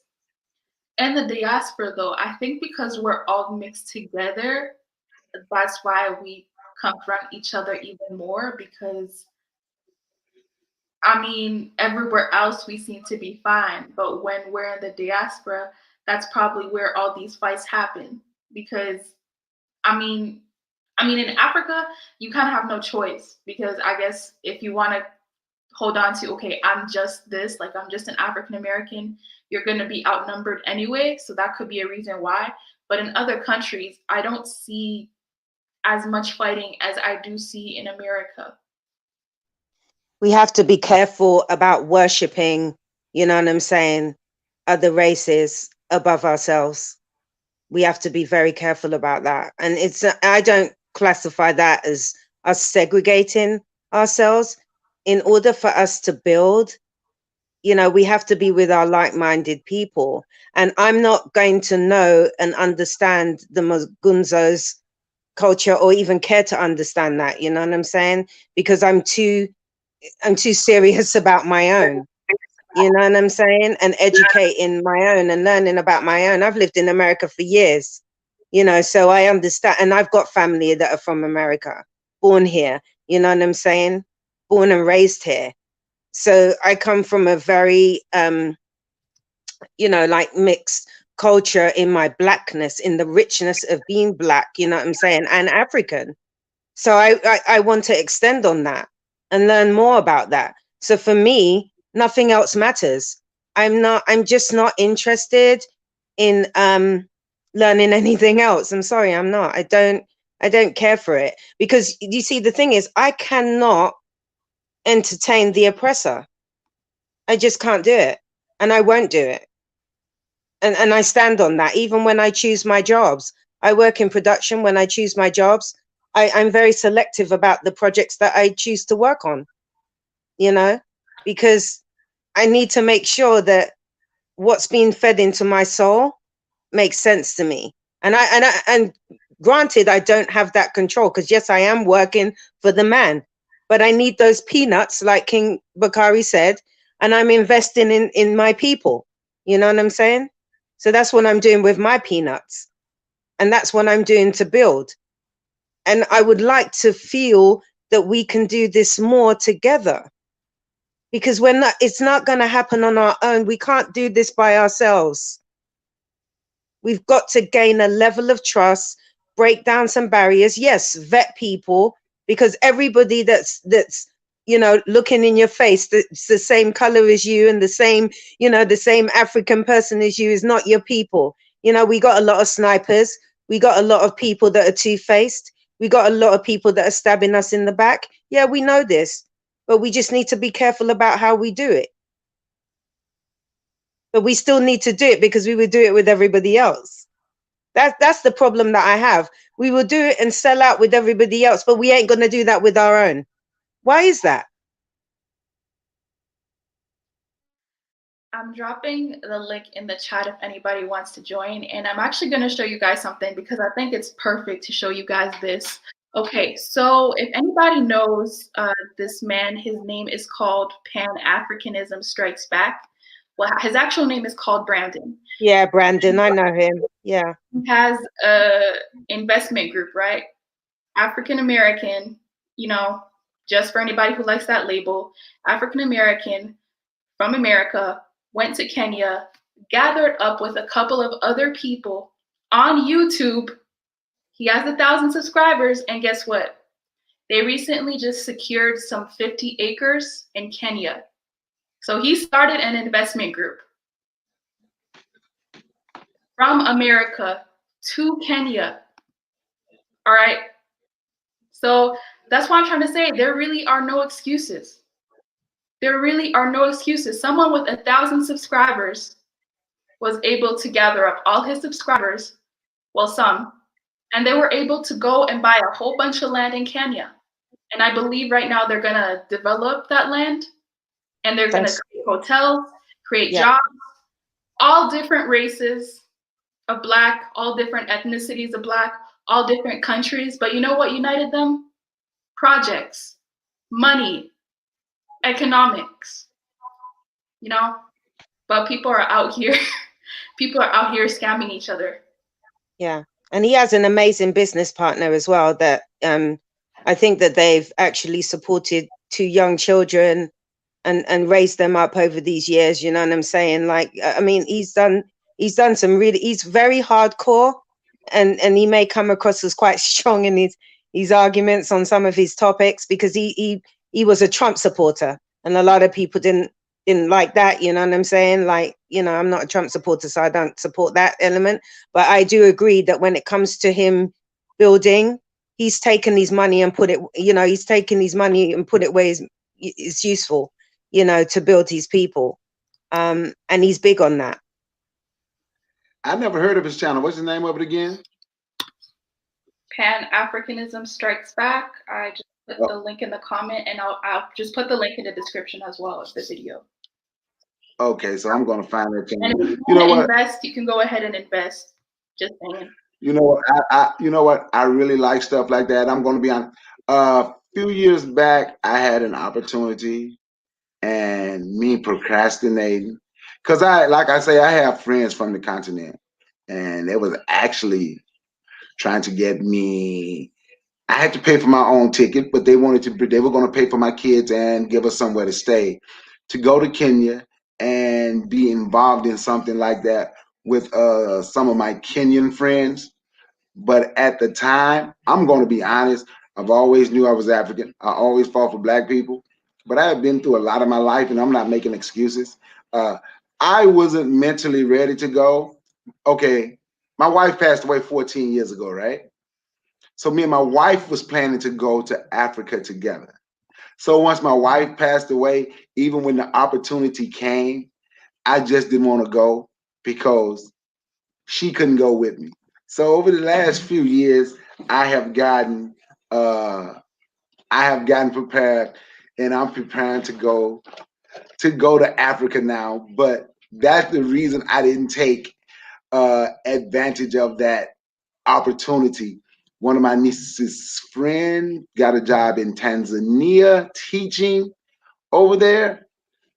I just wanted to say that about that, and that was good. So I'm going to yield the mic. I see you had someone else. My good brother Neo is in the chat. So me say is on your panel now. So I'm going to yield the mic. And before Brother Neo speaks, I will just add that to make it clear, Pan-Africanism isn't necessarily going to Africa. So I know there's some people in the chat section who don't want to go to Africa, and that's completely fine. But we're talking about how we can work together regardless of our, I guess, cultural identities. I personally, of course, I do want to go. I have to go back. There's certain things that I've been called that I need to do.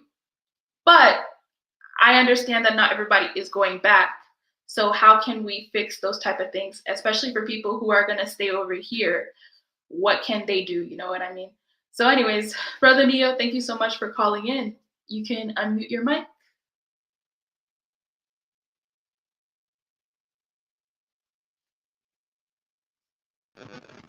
Hello, test, test. Can you guys hear me okay? Not really. Not really? Hold on. I'm trying to make sure that I got a clear connection here using a different format right now.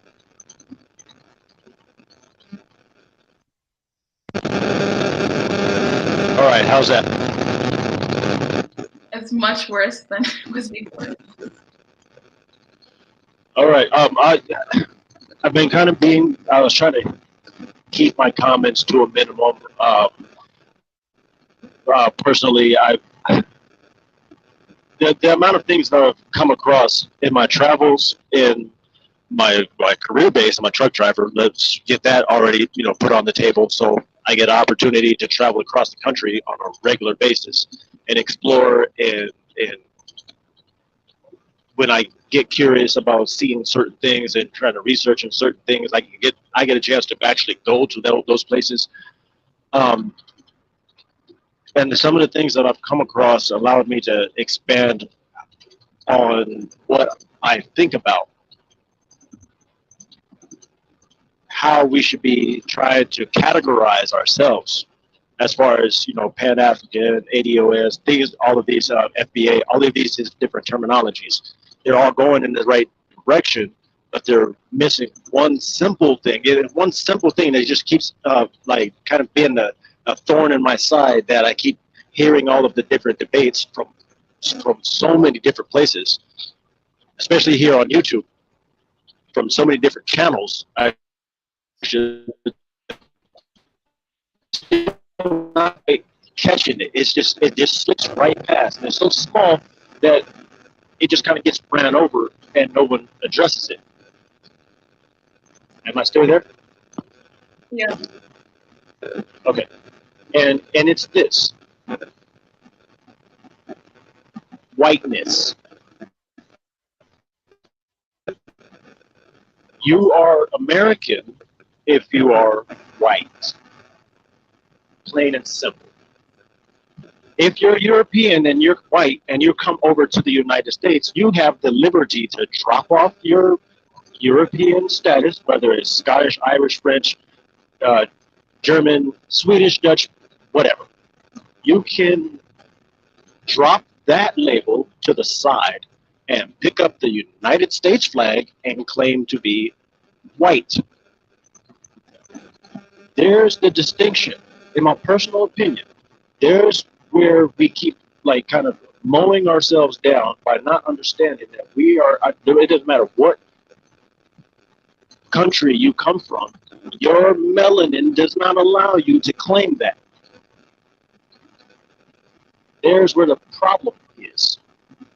You can't claim to be white if you are clearly of some other ethnic group, like black, like anything that falls under that category. That Webster's dictionary definition of what is white and what is black. It hurts. It's probably not going to, sit well with most people. I'm not sure if anybody is in agreement with me or not. Honestly, I don't really care. But the truth of the matter is that is the one thing that we keep kind of glossing over and not realizing that that simple little thing right there is what keeps us from actually being able to accomplish anything. I mean, outside of the fact that we only have a fraction of the wealth in this country, I mean, a fraction of a percentage of the wealth in this country. So yes, we do have a significant amount of money, but that money does not bounce in our communities, neighborhoods, hoods, anything that falls under that category, our block. It doesn't bounce enough in order to be significant. So yes, other people are going to get rich off of black people because of our need to integrate. We want to be white. If we stop wanting to be white and just pick up any one of these other labels that we've created for ourselves, we'll be good. But stand firm on it. You'll be Pan-African, stand firm on it. Plant both feet. Grab your manhood or your womanhood and stand firm on what it is that you are believing in, and not try to assimilate into what they categorize you as. You go and fill out your job application, you still got to put on there something. You file your taxes, you're still going to have to put on that thing something of what you identify as. We are special people. Dr. Claude Anderson made a very strong point when he said it. We are a unique people.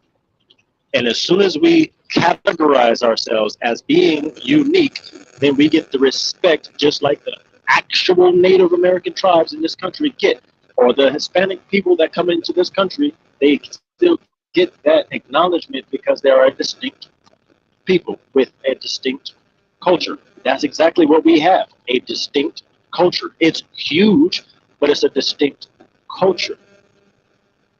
Everybody else leeches off of it except for us because we want to include everybody. Well, that right there needs to stop, personally. That right there, if we stop that and stand firm on what our culture is and only allow that to be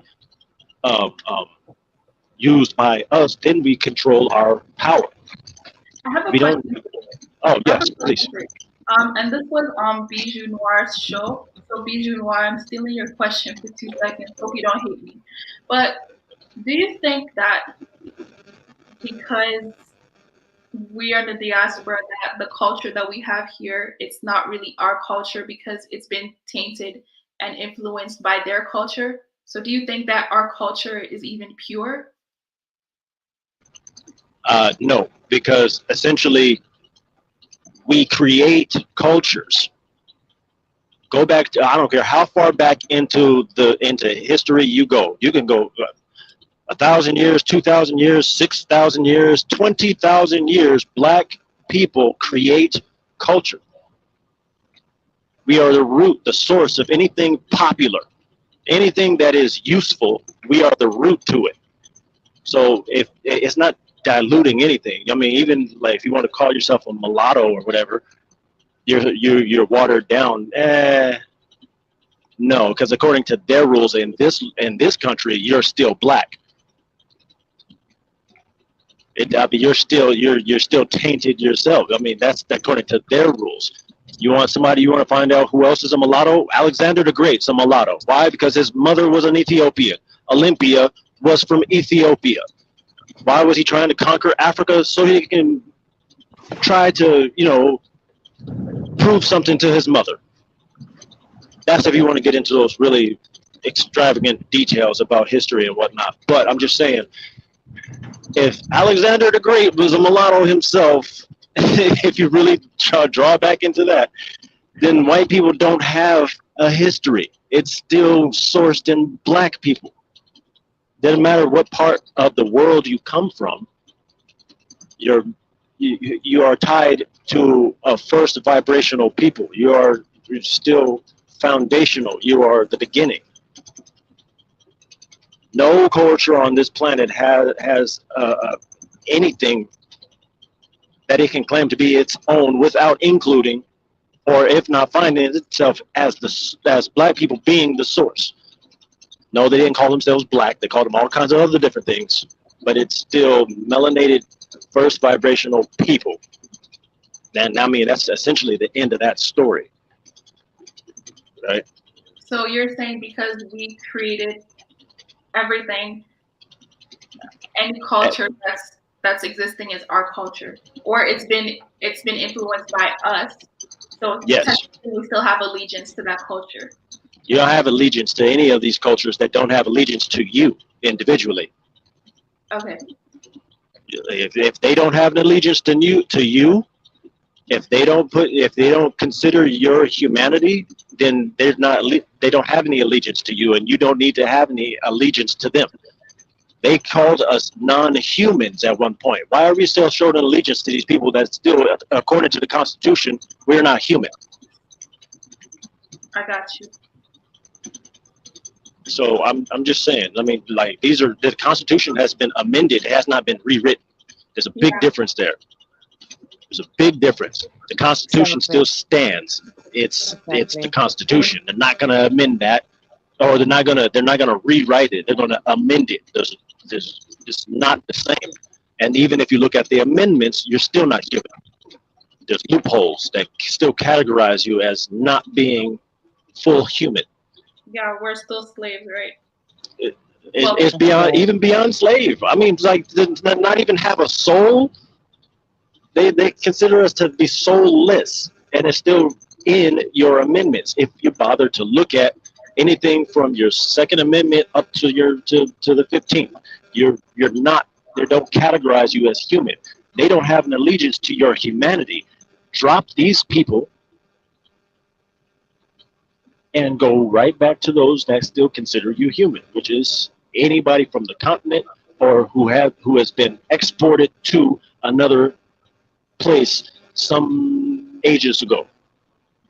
All right. The only other people that don't fall under that category, the only other human beings on this planet that don't fall under that category are Aborigines from Australia. That's it. Okay, Brother Neil, thank you Yes. so much. We will get back to you. Okay. I wanted to give Black Youth Congress a chance. Thank you, Black Youth Congress, for being here. I appreciate it. You can unmute your mic and let us know what you think about this topic and about the conversation that we've been having so far.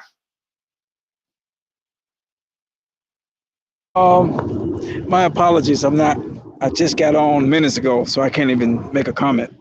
Not an intelligent one. Okay. You can let us know in the private chat when you're ready, if you would like. Okay, thank you. No problem.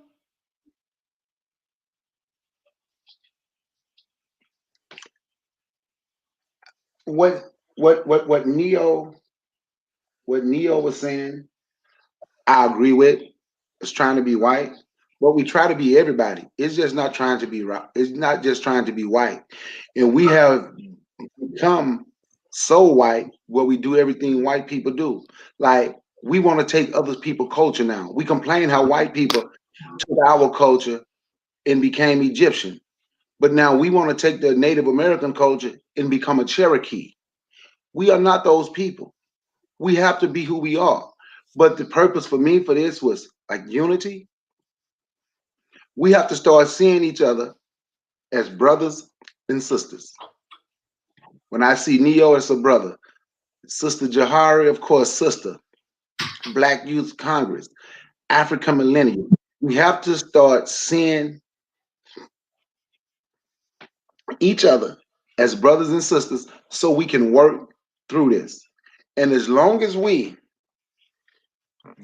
the beginning of unity is going to be at home, Black man and Black woman. If you don't have a Black mate, your allegiance is not truly to Black people. We want to call mixed people Black because they said it. They also said we were nothing but monkeys and apes. So if we're going to go on everything they say, I want to hear the people who believe that all mixed people are Black. I want to hear you call yourself a monkey or an ape. You can't pick and choose. We have to be proud of who we are, and we can't make people be African. And like I said, I'm trying to get away from that word Black because that word Black encompasses everything and start including everybody that's not African. So I'm African because now the Black people have started calling people of color. We are not people of color. We have to be willing to come together, willing to build, like you say, the brother Pan-Africanism strike back, what he's doing. And I know what Black Speakers of Gambia is doing in Gambia, the Blacks channel, Yeah. what they are doing, excuse me, what they are doing. And I know those are some of the things that we have to do there, and we have to do it here. For the ones who don't see a need to go to Africa but understand who they are, we have to work together. But everybody else, every other culture, every other race of people understand that Africa feeds the world, except the children of Africa. China is in Africa because they want to control it and control its resources. Everybody, we know how long the Europeans have been there. You can study the scramble for Africa. Everybody want to have that space in our ancestral home, in our motherland. Everybody want it, except the children. We are the children of Africa. In the diaspora, we are the children of Africa. We have cousins on the continent. We're not going to always get along. But Africa is not just our home. Africa is our throne. And we are sitting back, being ashamed of it, and allowing the rest of the world to take advantage That's the of our home. South Africa, you can see the East Indians. You can go throughout and you can see how Arabs have taken countries. You can see how the Europeans are in everywhere. You can see how the Chinese are everywhere now. But what are the children in the diaspora? What are we doing other than saying we are not African? I'm more related to this person. So for me, when I talk to these people that tell you they Cherokee and all these different things, I tell them stop talking to me and go to the reservation and live. That's all you have to do. Leave me alone and go to the reservation. All these people that want to be white or who think they're going to get better treatment because they relate to white people, tell them to go. Tell them to get away from us, because we know the only people that's going to ever treat us with any type of respect, in any type of dignity, and any type of humanity is us. The world has shown that for hundreds and hundreds and thousands of years. They don't want us to have nothing for a reason. We have to want it. We have to be able to work together. And I will say again, the all of us we need is the all of us that's going to come together. The ones that don't want to be a part, they're not a part of the all of us. That's how we have to see it. And that's how we have to work together. And we have to support one another's business. We have to, and we have to have a respectable business where we respect one another when you come into our business.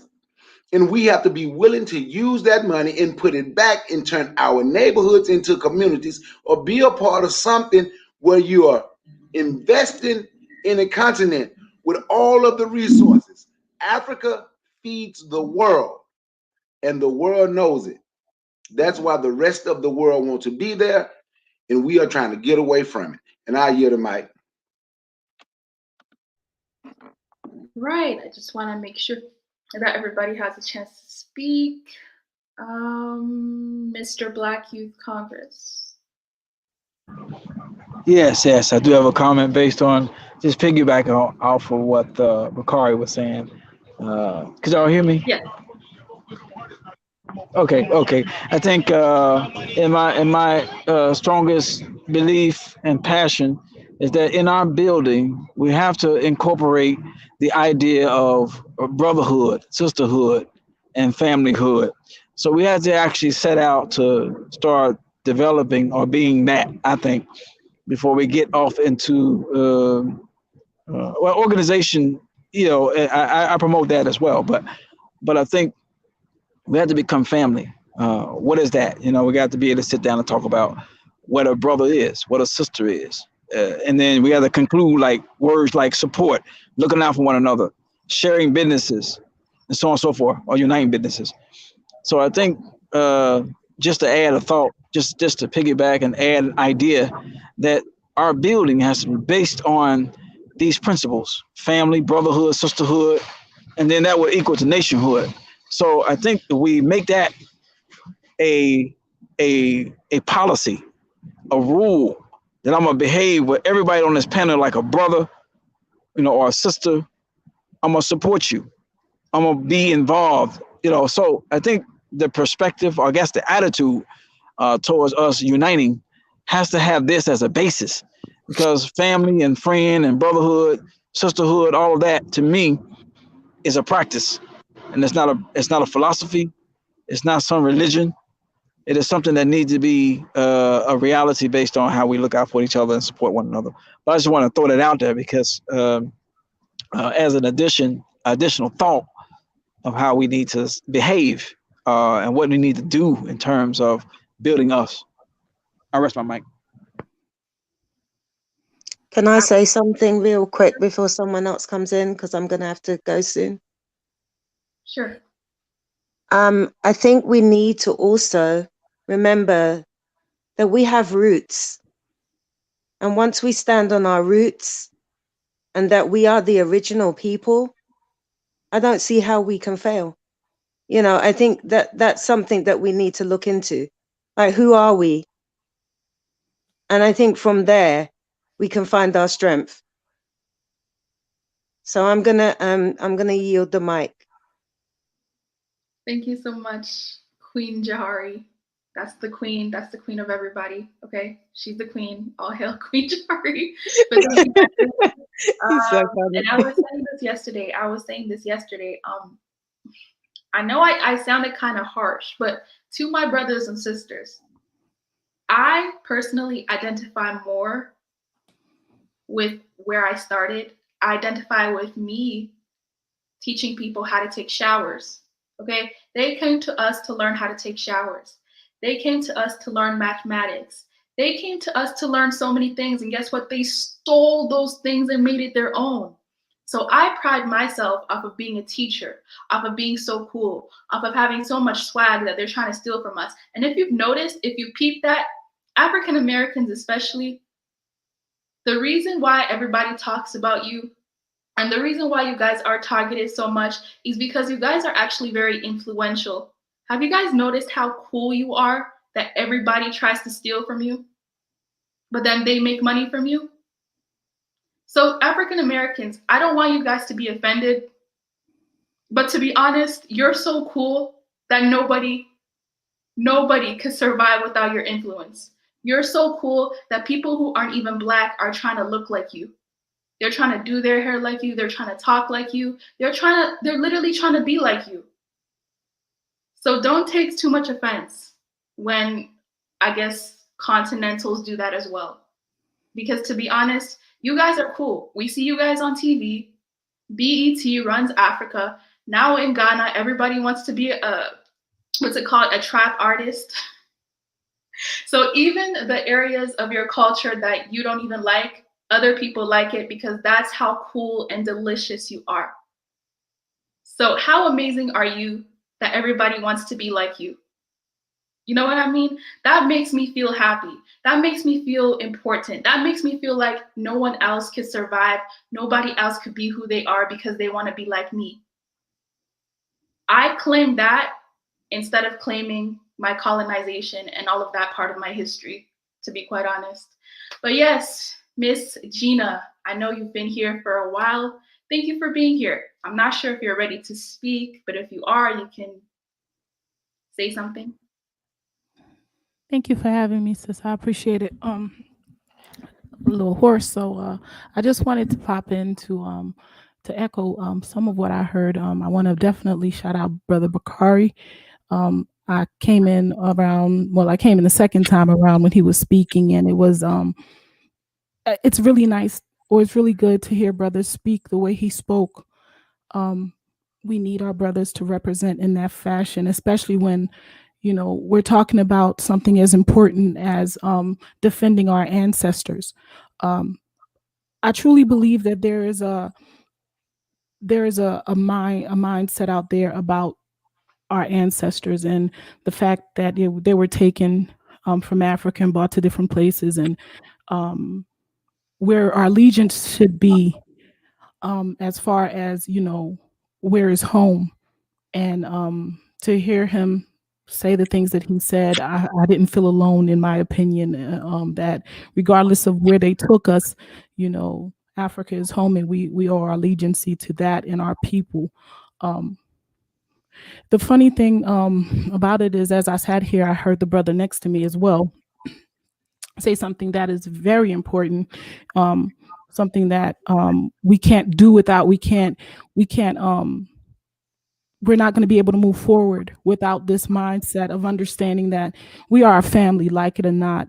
And in a family, it encompasses quite a few characters.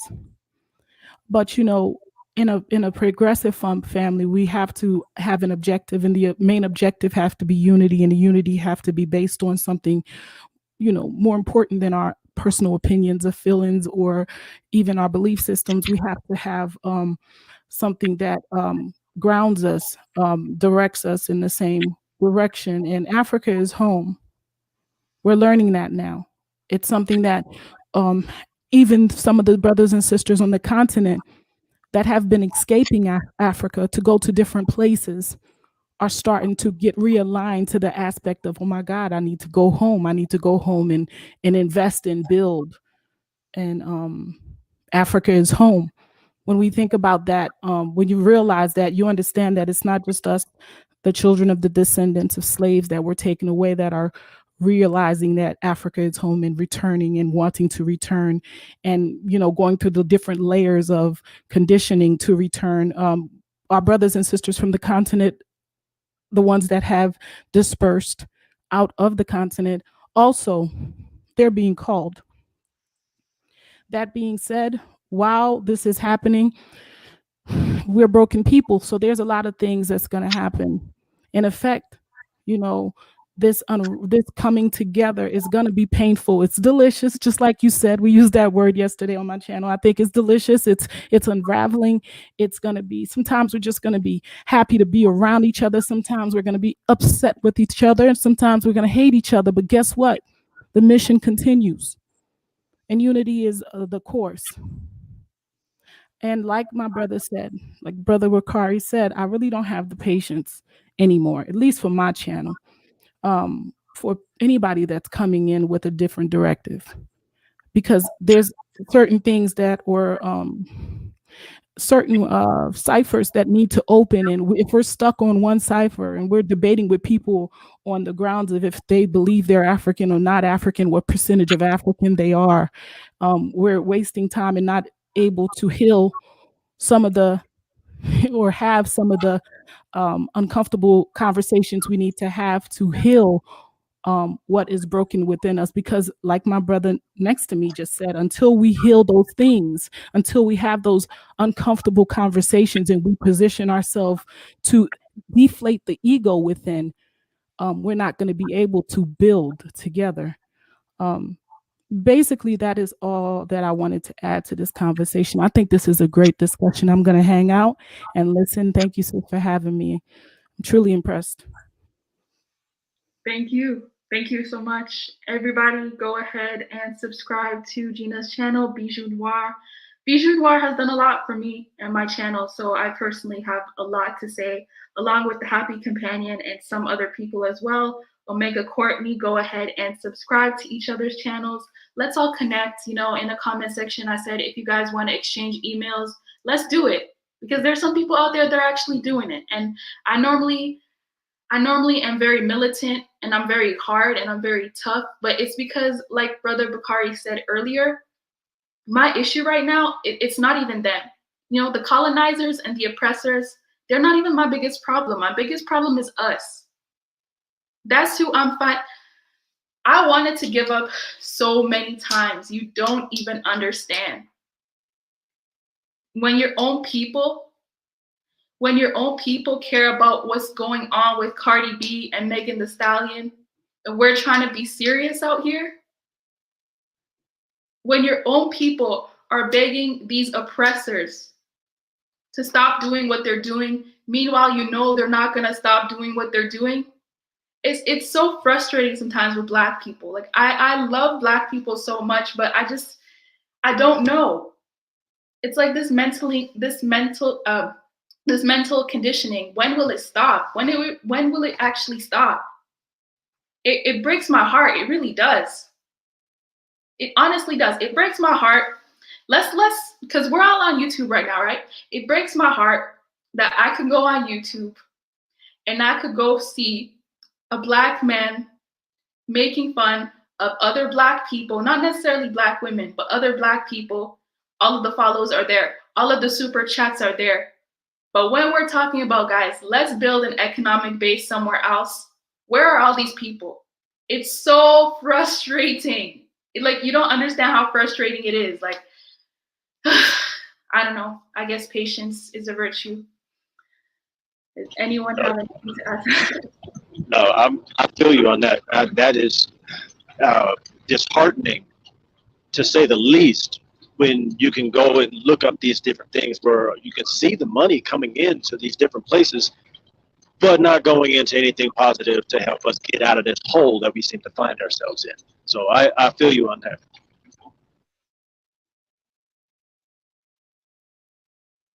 I'd like to also make a comment. Go ahead.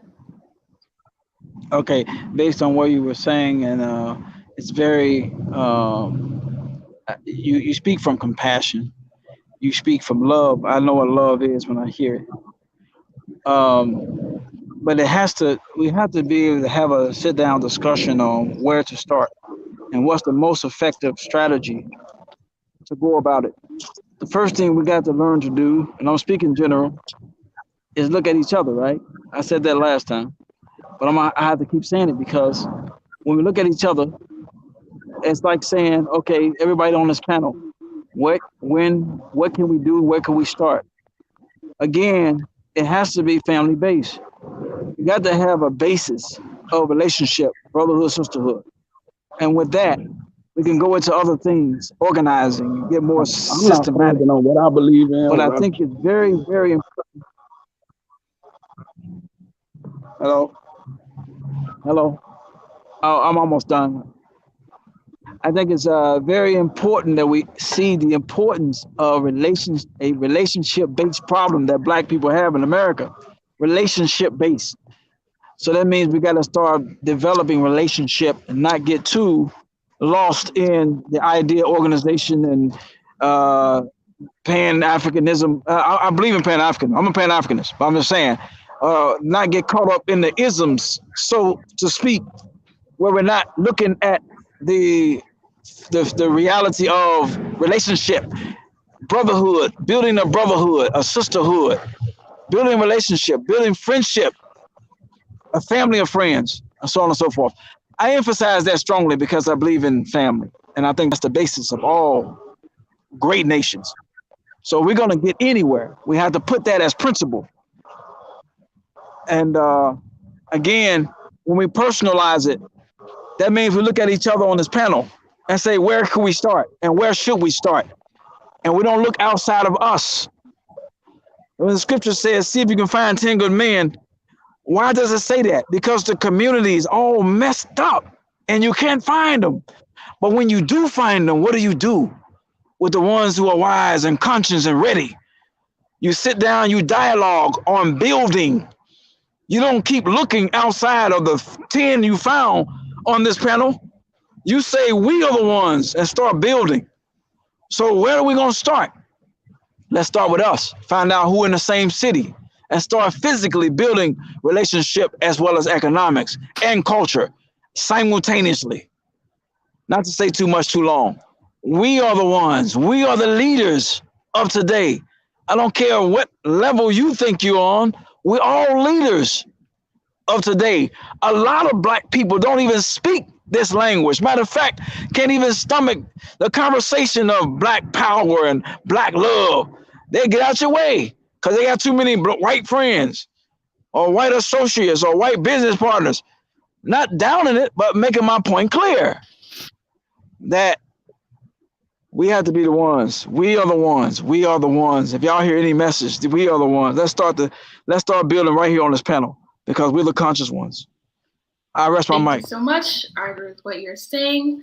I just want to make a quick point that I believe that, again, just to defend ADOS for a second, Pan-Africanists or whoever you identify with, please understand that not every single person on YouTube or every single person who says that they're ADOS is against immigrants.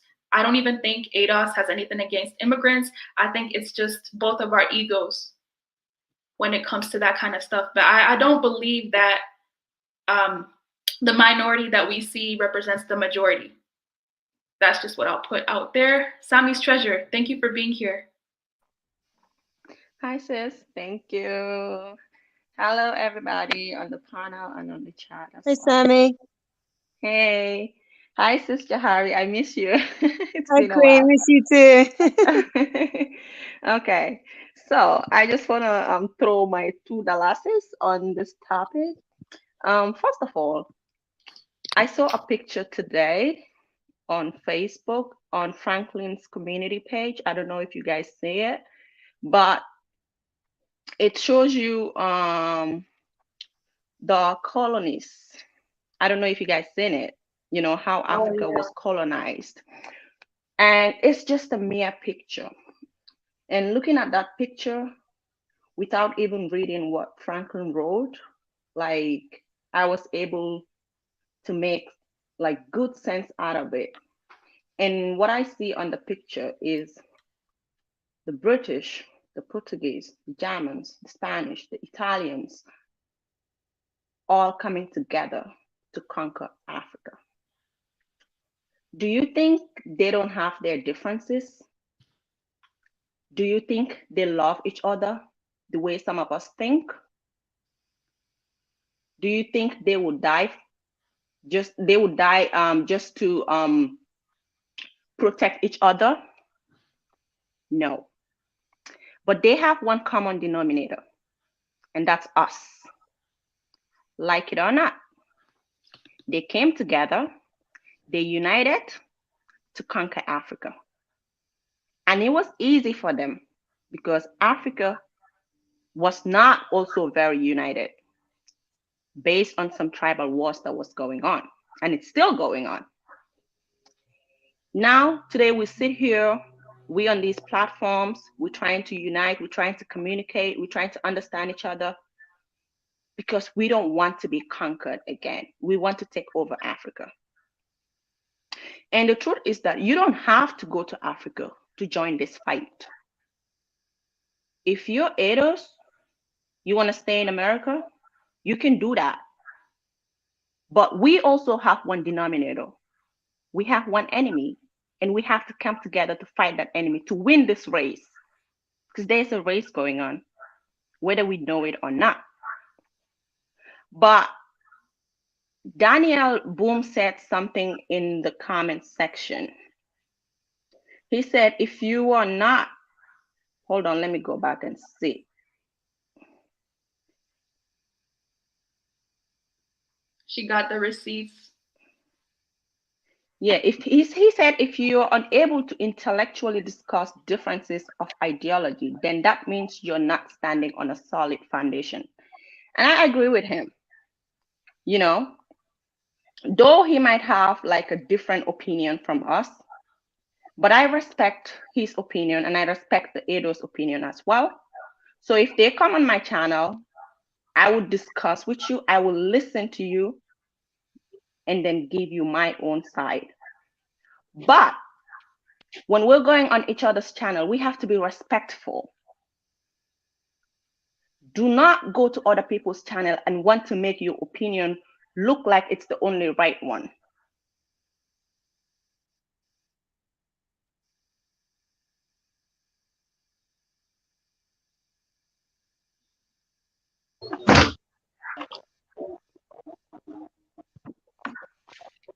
Can I respond to that? Did we lose Sammy?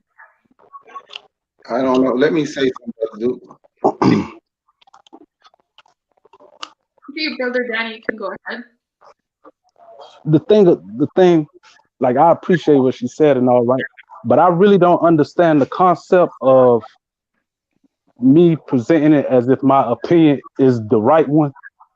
Because no, I'm not talking to you. I'm not talking to you because I saw you wrote that, but I know that it happens in a lot of channels. It's not. I'm not like referring to you to be specific, you know. But these are some of the things that happens in channels, and we end up fighting, and it just makes us look bad on the media. You get what I'm saying? That's just what I'm trying to make sense of. That's why I read the comment that you wrote. You know, when we go on the media and we do this, I have been on 2 channels, one American, one African, where we have a white lady come and tells us who is the bad person among us. And I went to another channel, an American channel, where we have a white dude come and tell us who the bad person is. Just think about it, guys. What does that tell you? Who amongst us here can go to a white panel and even call in? We don't even have the courage to call in, or we don't even think we should call in because we're not invited to call in there. We see, but these people can call in our channels and tell us, hey, you listen, these other the Gambians are bad. They will not let you do business. Or the Americans are bad. They're going to spoil your country. It tells us a lot. I don't know if we're seeing these things. Yeah. But we have one common enemy. But it's like we're so blinded by it. We go to channels, we fight, we yell, we cuss each other. People cussing each other on channels, and we're all Black people, and we say we're fighting for unity. But we're not respecting ourselves. I'm sorry if this offends anybody, but I think I just had to say this one. Yeah. I respect that. African Millennium, can I speak? Let me just add something. One second, I'm gonna let you go. The reason, like, it's a lot of misconceptions about why I come in these spaces, and a lot of projecting and slandering. But the reason I come into these spaces is because I see it, and I see that there's a one-sided argument against ADOS, and that it's a lack of knowledge, and people really don't understand what's going on with ADOS beneath the surface level. So they just take comments and small pieces of it and then project their own opinions about it. And then it leads to a lot of negativity and outright lies in a lot of cases. So when I come in here, it's to be able to try to articulate ADOS in a way where you understand what's really going on in the mentality and the motivation behind ADOS. It's not to, so when I come here, that's why I say it needs to be a certain level of emotional intelligence to really have these conversations, so that it can be a greater understanding. Because I can tell you this, if an African who's never encountered ADOS, don't know anything about ADOS, if his first introduction to it is from somebody saying, oh, ADOS people don't like you, then when he comes to America, he's going to automatically assume, oh, those ADOS people, they don't like me. But they don't understand the political and the other things, the other underlying issues that's on ADOS agenda, which doesn't necessarily even concern the African immigrant or whoever, And because, like I said earlier, if you really was engaged with ADOS outside of just these Pan-African YouTube spaces, the conversation is much greater. And you have Africans and other immigrants involved in those conversations and supporting what's going on. So go ahead, my brother. Okay, look, first I want to say, African Millennial, I really thank you for inviting me to your channel. I have to go a little early. I broke my brake line on my truck and my mechanic can pull up out here. So I want to thank you. I want to thank everybody that came on the panel. I want to thank everybody in the chat. Go to my channel. It's called Brother Bakari. If y'all heard the content and y'all like the content, smash the subscribe button and that notification bell. And now before I go, there's a couple things that I want to say. For me, they say intellectual and emotions need to be out the way. Everybody have emotions. And for me, the thing for me, I thought this was about Pan-African unity. And from my experience, and I'm going to speak from my experience, dealing with ADOS, my grandson is Haitian. I had people come tell me, you should never tell him he have anything to do with Haitian. You should not deal with his mother. We are ADOS. See, and he can say what they want to say. And when I listen to their leaders speak, and people can say what they will, if they don't like how I feel, I know what I say is not for everybody, but I tell everybody I'm a pro-Black, Pan-African with a revolutionary mindset, and I stand firm on that square, and ain't nothing gonna change me from that.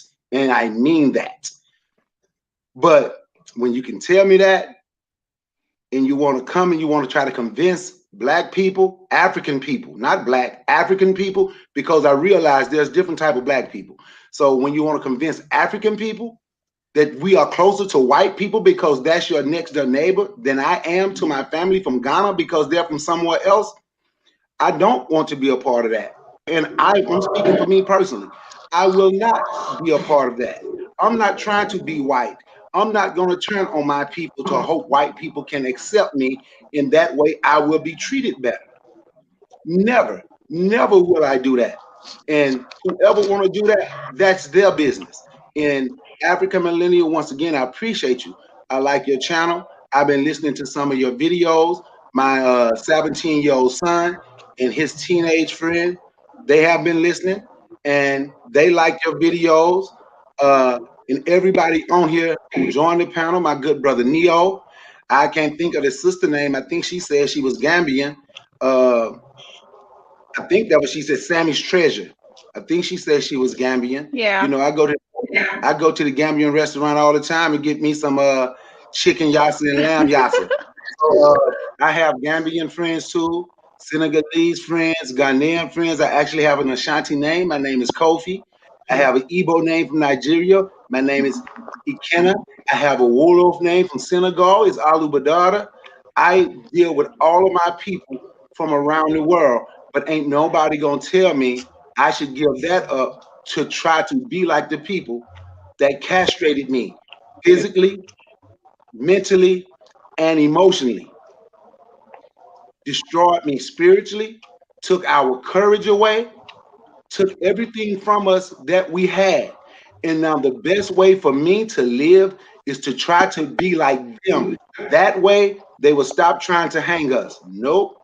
I have a solution for that as well. But I thank you, and I'm going to go, but I'm going to continue to listen. And once again, my channel is Brother Bakari. Please go to the channel, smash that subscribe button, smash the notification bell, and y'all can join us on Sundays, minding our Black business, and come in with a Black business that you support.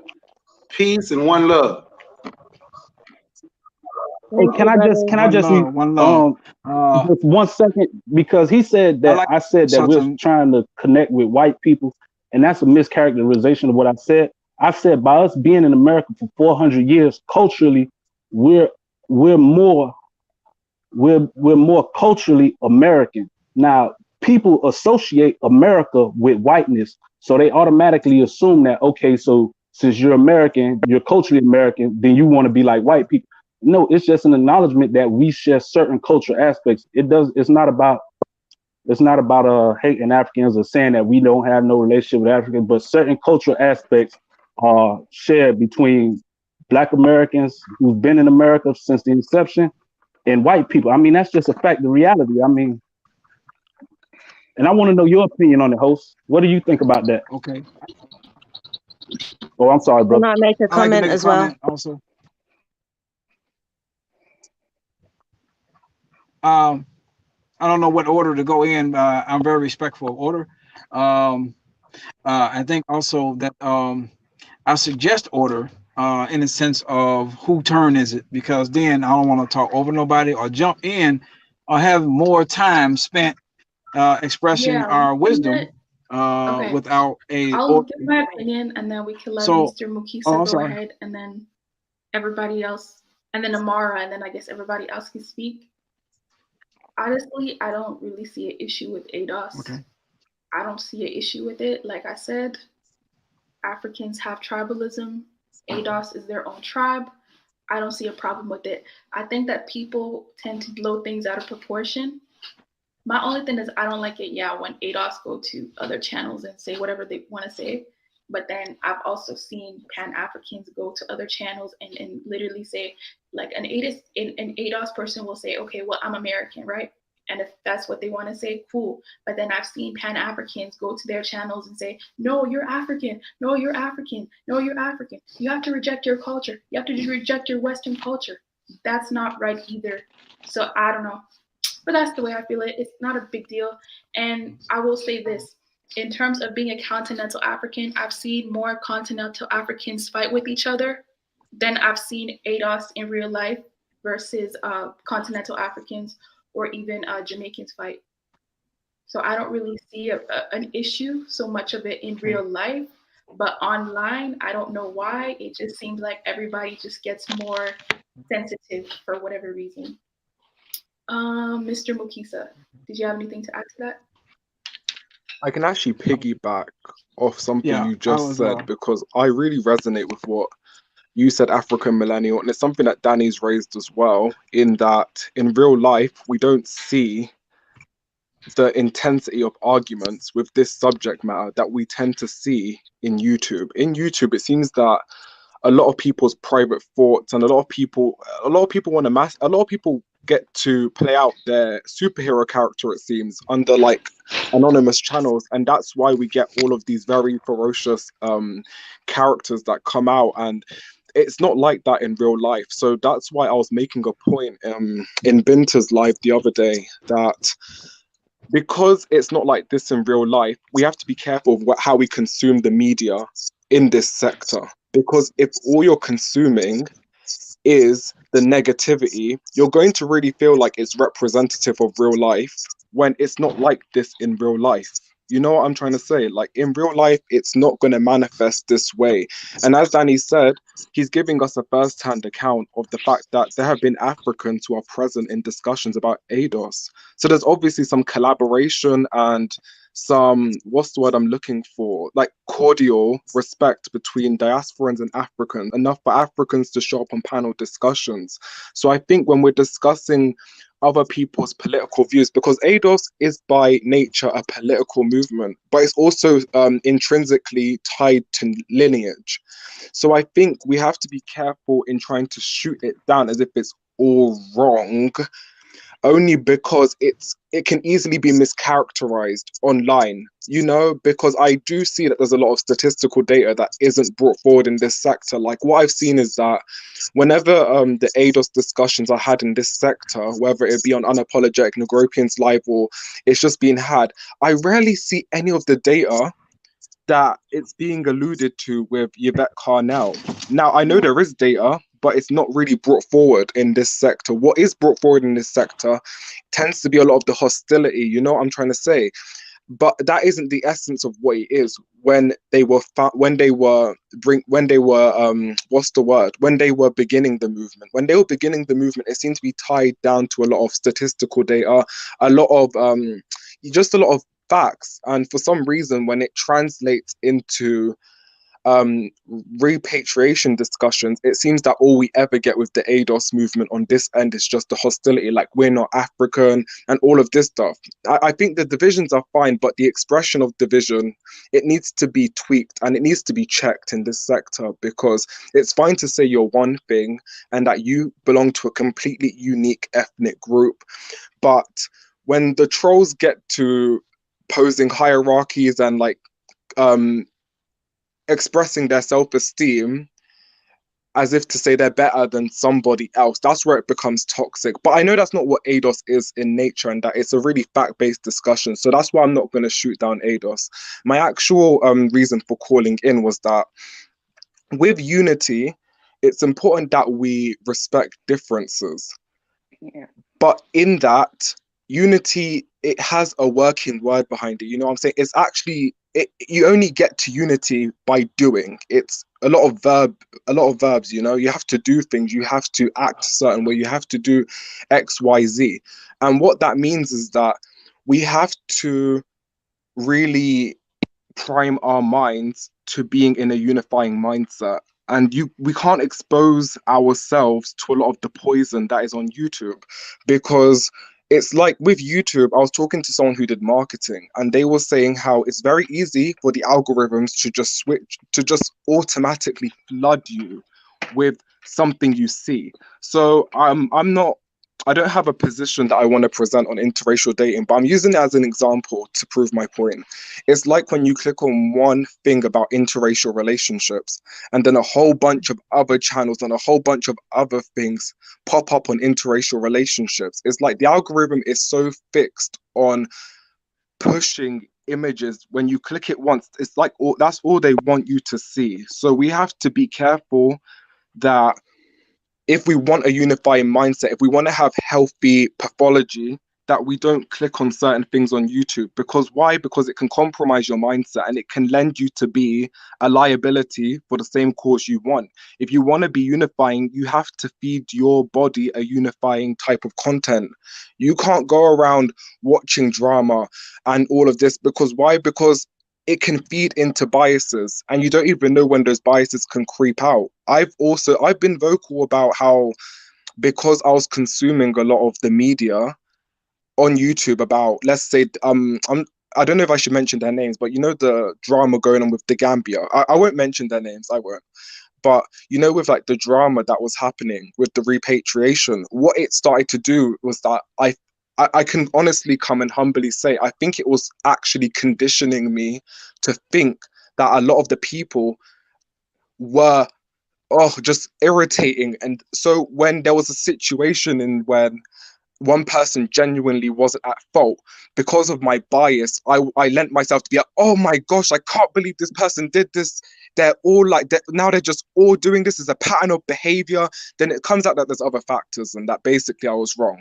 That's just for me to say that even though I was putting myself out there as like, I want unity, which I honestly do want, because of the content I was consuming, it compromised my mindset. So what you have to do as people who are working towards having peace, having healthier pathology, you have to not click on certain things. There are negative actions associated with being positive. You have to not click on certain things to be an asset to this community. And that's just facts. You don't get to come over here and say, it's XYZ's fault. No, you are an adult and you have to take accountability for your actions, okay? At the end of the day, the brain moves, the brain starts things and your body acts accordingly. If you condition and position your mind and your body to do certain things, your body will move naturally. If your brain thinks to lift up its left arm, your left arm will move. Why? Because that's just the essence of the way the body works. If you think it, your body can move to do it. So if you think about drama and you click your fingers to click on drama content, what do you think is going to appear on your face? What do you think your senses are going to take in? It's going to take in with its eyes the drama. It's going to it's just going to start seeing red everywhere, and that's what we need to get away from. We need to get away from thinking we have no power in the situation. Everyone has some power in the situation, okay? And whilst we can't just outright dismantle let's say global white degeneracy like in one day, what we can do is start to work ourselves and prime ourselves towards that position in future. And that's just all I have to say on that. I 100% agree with you. And Mr. Mukisa, this is why, let me tell you this. I don't go on ADOS live streams because I don't think I can handle myself, but I go on their pre-recorded videos and I learn about them, because you need to know about these type of things. It doesn't bother me that you're ADOS. I don't care. But when I constantly go on these channels and I see people fighting, I honestly can't take it anymore, because it doesn't get us anywhere. And I want to see more channels where more, I guess, continental Jamaicans, Caribbeans, and, just Black people from all over the world talk. I want to go on channels like that because I don't just want to hear what continentals have to say every day. That's not going to help me at this point in my life. I don't just want to hear about what Black people in the UK are going through. I want to hear what everyone's going through. So I don't see why we can't just have honest conversations on all of these other panels, because I'll be honest with you, and I'm going to speak about this a bit later. In terms of what ADOS believes, I feel like they're the only group right now who could actually get their reparations. I feel like Africans are not ready for reparations. I feel like Jamaicans, the Caribbean, are not ready for reparations. So I feel like whatever ADOS even does, the rest of other Black people in the world need to watch that. That's where I feel. I honestly feel ADOS are the ones who have the fire that can get things going, because they seem to be more woke or more aware. And they seem to also have more fire and more passion. So I look at ADOS, not just the group, I mean the lineage. I'm more so speaking about the lineage, not the political movement. I see them as leaders. They're natural leaders to me. So I don't know, but yeah, I just want to add something to that really quickly, because I think you raised such a significant point in that, whether you agree with ADOS or not, because I try not to get tied in with like different factions and ideologies, but one thing you can admit is that it's a really strategic and honestly just smart way of using their hypervisibility in America. In America, it's so like the media is really pushed, but one thing I can say is that it's just a really nice way of hypervisibility using, when you can really put your ideology out there, and then a lot of us can recognize that ADOS exists, if that makes sense. It's no coincidence that we can hear about ADOS from the UK, we can hear about ADOS from Caribbean, we can hear about ADOS from the continent. Why? It's because that's how they choose to use their hypervisibility in the States.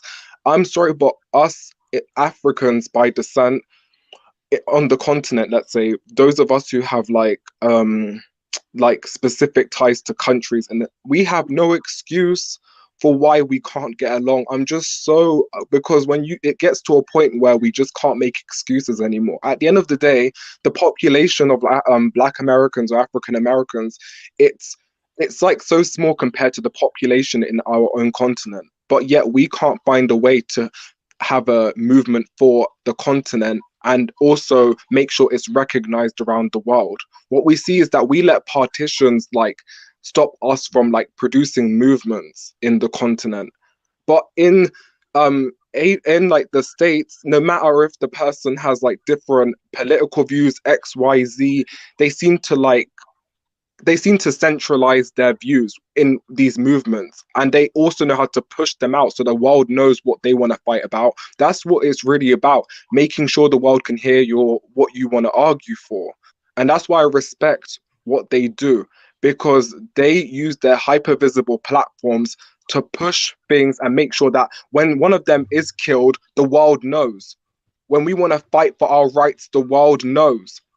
when we want to push our music, the world knows. Whether I agree with everything they do, one thing I can respect is that the hypervisible media is used to make sure we know. And that's why the world can consume their culture and know of them, because it's a really smart utilization of hypervisible media. And that's something we all have to start taking notes of. Maybe we can take notes from that, even though I might not agree with, let's say, a position of a South African or whatever. That doesn't stop us from being able to think of a movement that can better us as a people, so that we can actually start to break bread on the land that we come from. So we can actually, when we cultivate things, we can bounce that money 12 different types of times in the community so that we can all benefit. You know what I'm trying to say? That's what I'm for. I'm for people who are about this truly. And for now, we don't have any excuses. And yes, we should be taking notes. Whether you agree with ADOS or not, whether you agree with Foundation of Black Americans or not, take notes on how they use their media to push things. Because it's no coincidence that you know about it. That's just facts. So thank you. Yes, Can I say something? I'd like to make a comment. Yeah, go ahead, Amara. Are we going in a circle? Can I say something? Some new people came in, so we just Are want we to. going? Yes. Okay. Go ahead, Omar. Okay. Hello, how you guys doing? How's everyone doing this evening? Hi, Mara. All right. I've heard about this ADOS program or platform or movement, but I haven't really dealt with it deeply.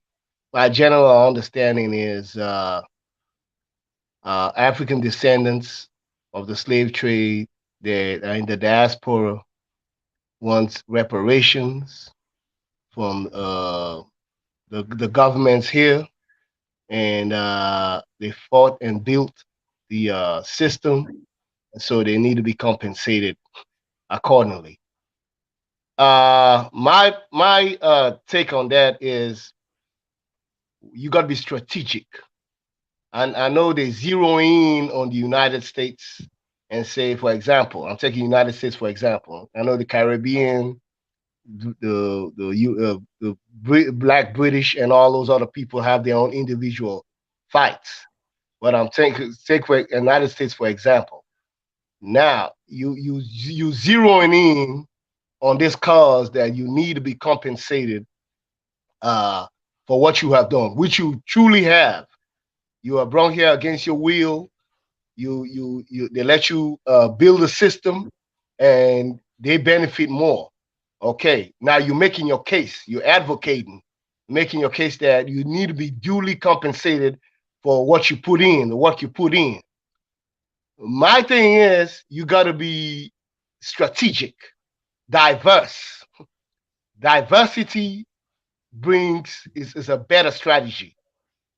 You know, this approach is like all your eggs in one basket. And I know you're duly do whatever you do, your compensation, yes, and truly, it's your compensation, but you got to be strategic. You got to open multiple fronts. Well, how about the Africa front? You know, what's your relationship there? What about the Caribbean front? You know, I understand that, but this is my thing is you got to be strategic and you got to be open to a lot of possibilities. And we've seen 500 years of oppression, and people have died, and they came far. They came a long way in the United States, for example, came a long way to where they are now. And I know the goal is to keep fighting in that direction, but you got to be diverse. Open up all the fronts. Relationship with Africa. How about the Caribbeans or the Black British? You know, the movement back home. What's your take on that? That rather than zeroing and putting all your eggs in one basket, and is a winner take all, or you all in on it. And I'm just saying, in 2020, there should be a fresh approach. You know, that's all I'm saying. Need the research. Okay, who's next on the comment? I am, and that's what I said when I first started, that our level of unity needs to be together for all of us. I'm not on YouTube channels like that, you know, and one thing I don't do is have a problem with us as a people. The issue that I have is how we come together to build economic wealth. That for me is the common goal. You know what I'm saying? We have to break these chains. You know, ADOS, whatever OS, whatever. I don't know what all these organizations are, and I've got nothing against one from the other.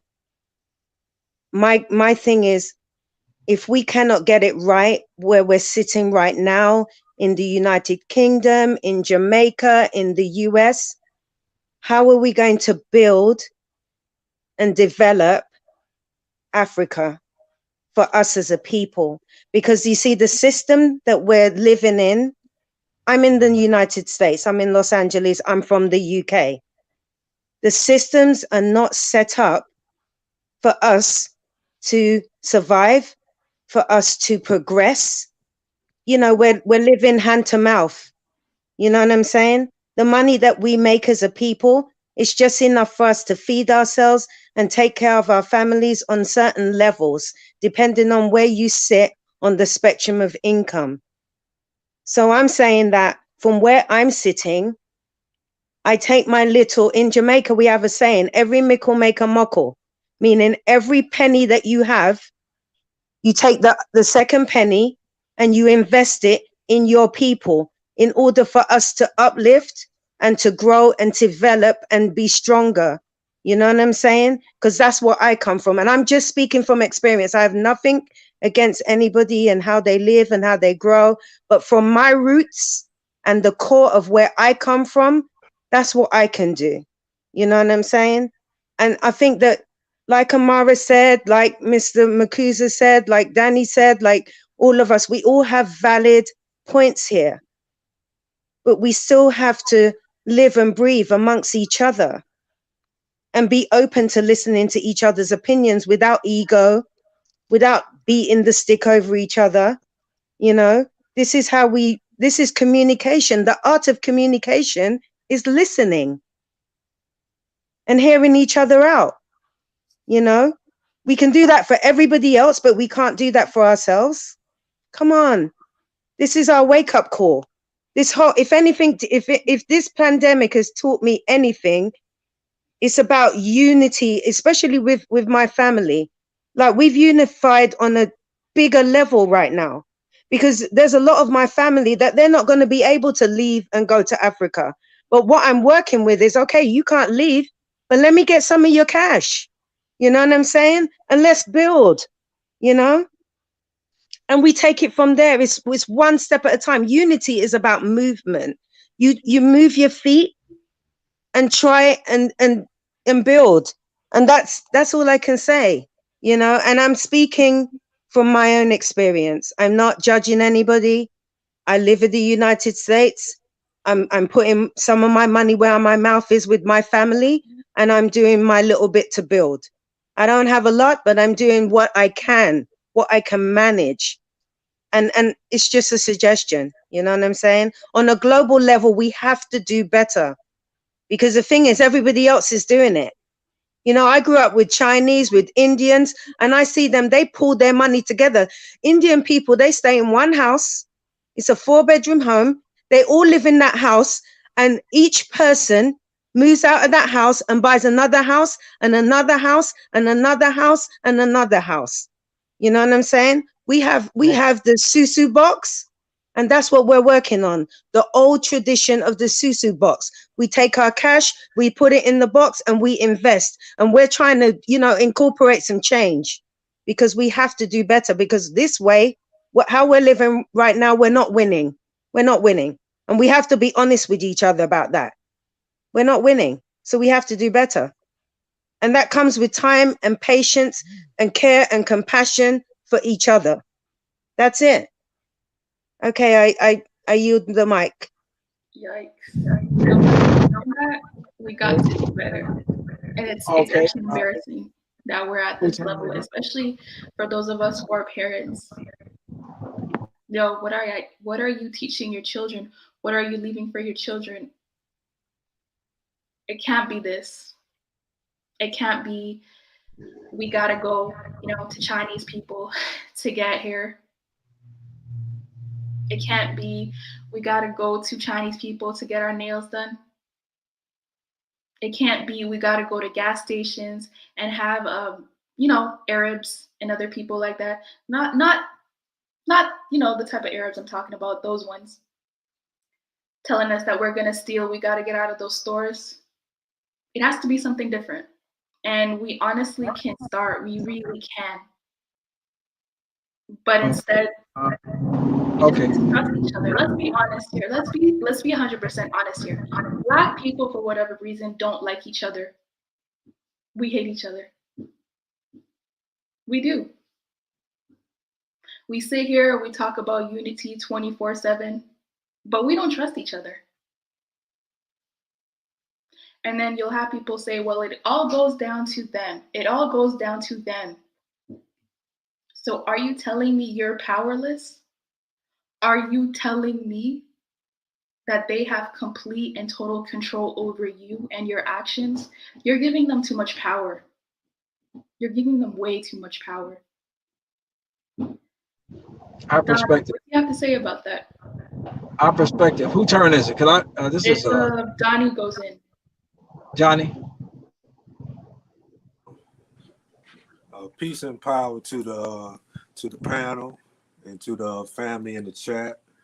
I've been in and out, so if I repeat myself or repeat something that was already said, please excuse me. On the subject of unity, I remember growing up in a time where I lived in Walker Mill and somebody up the street lived in Old Town, and it was beef between us from being across the street. Or you lived in one neighborhood and the person lived across town. You was in Northeast. People in Northeast didn't like the people in Southeast.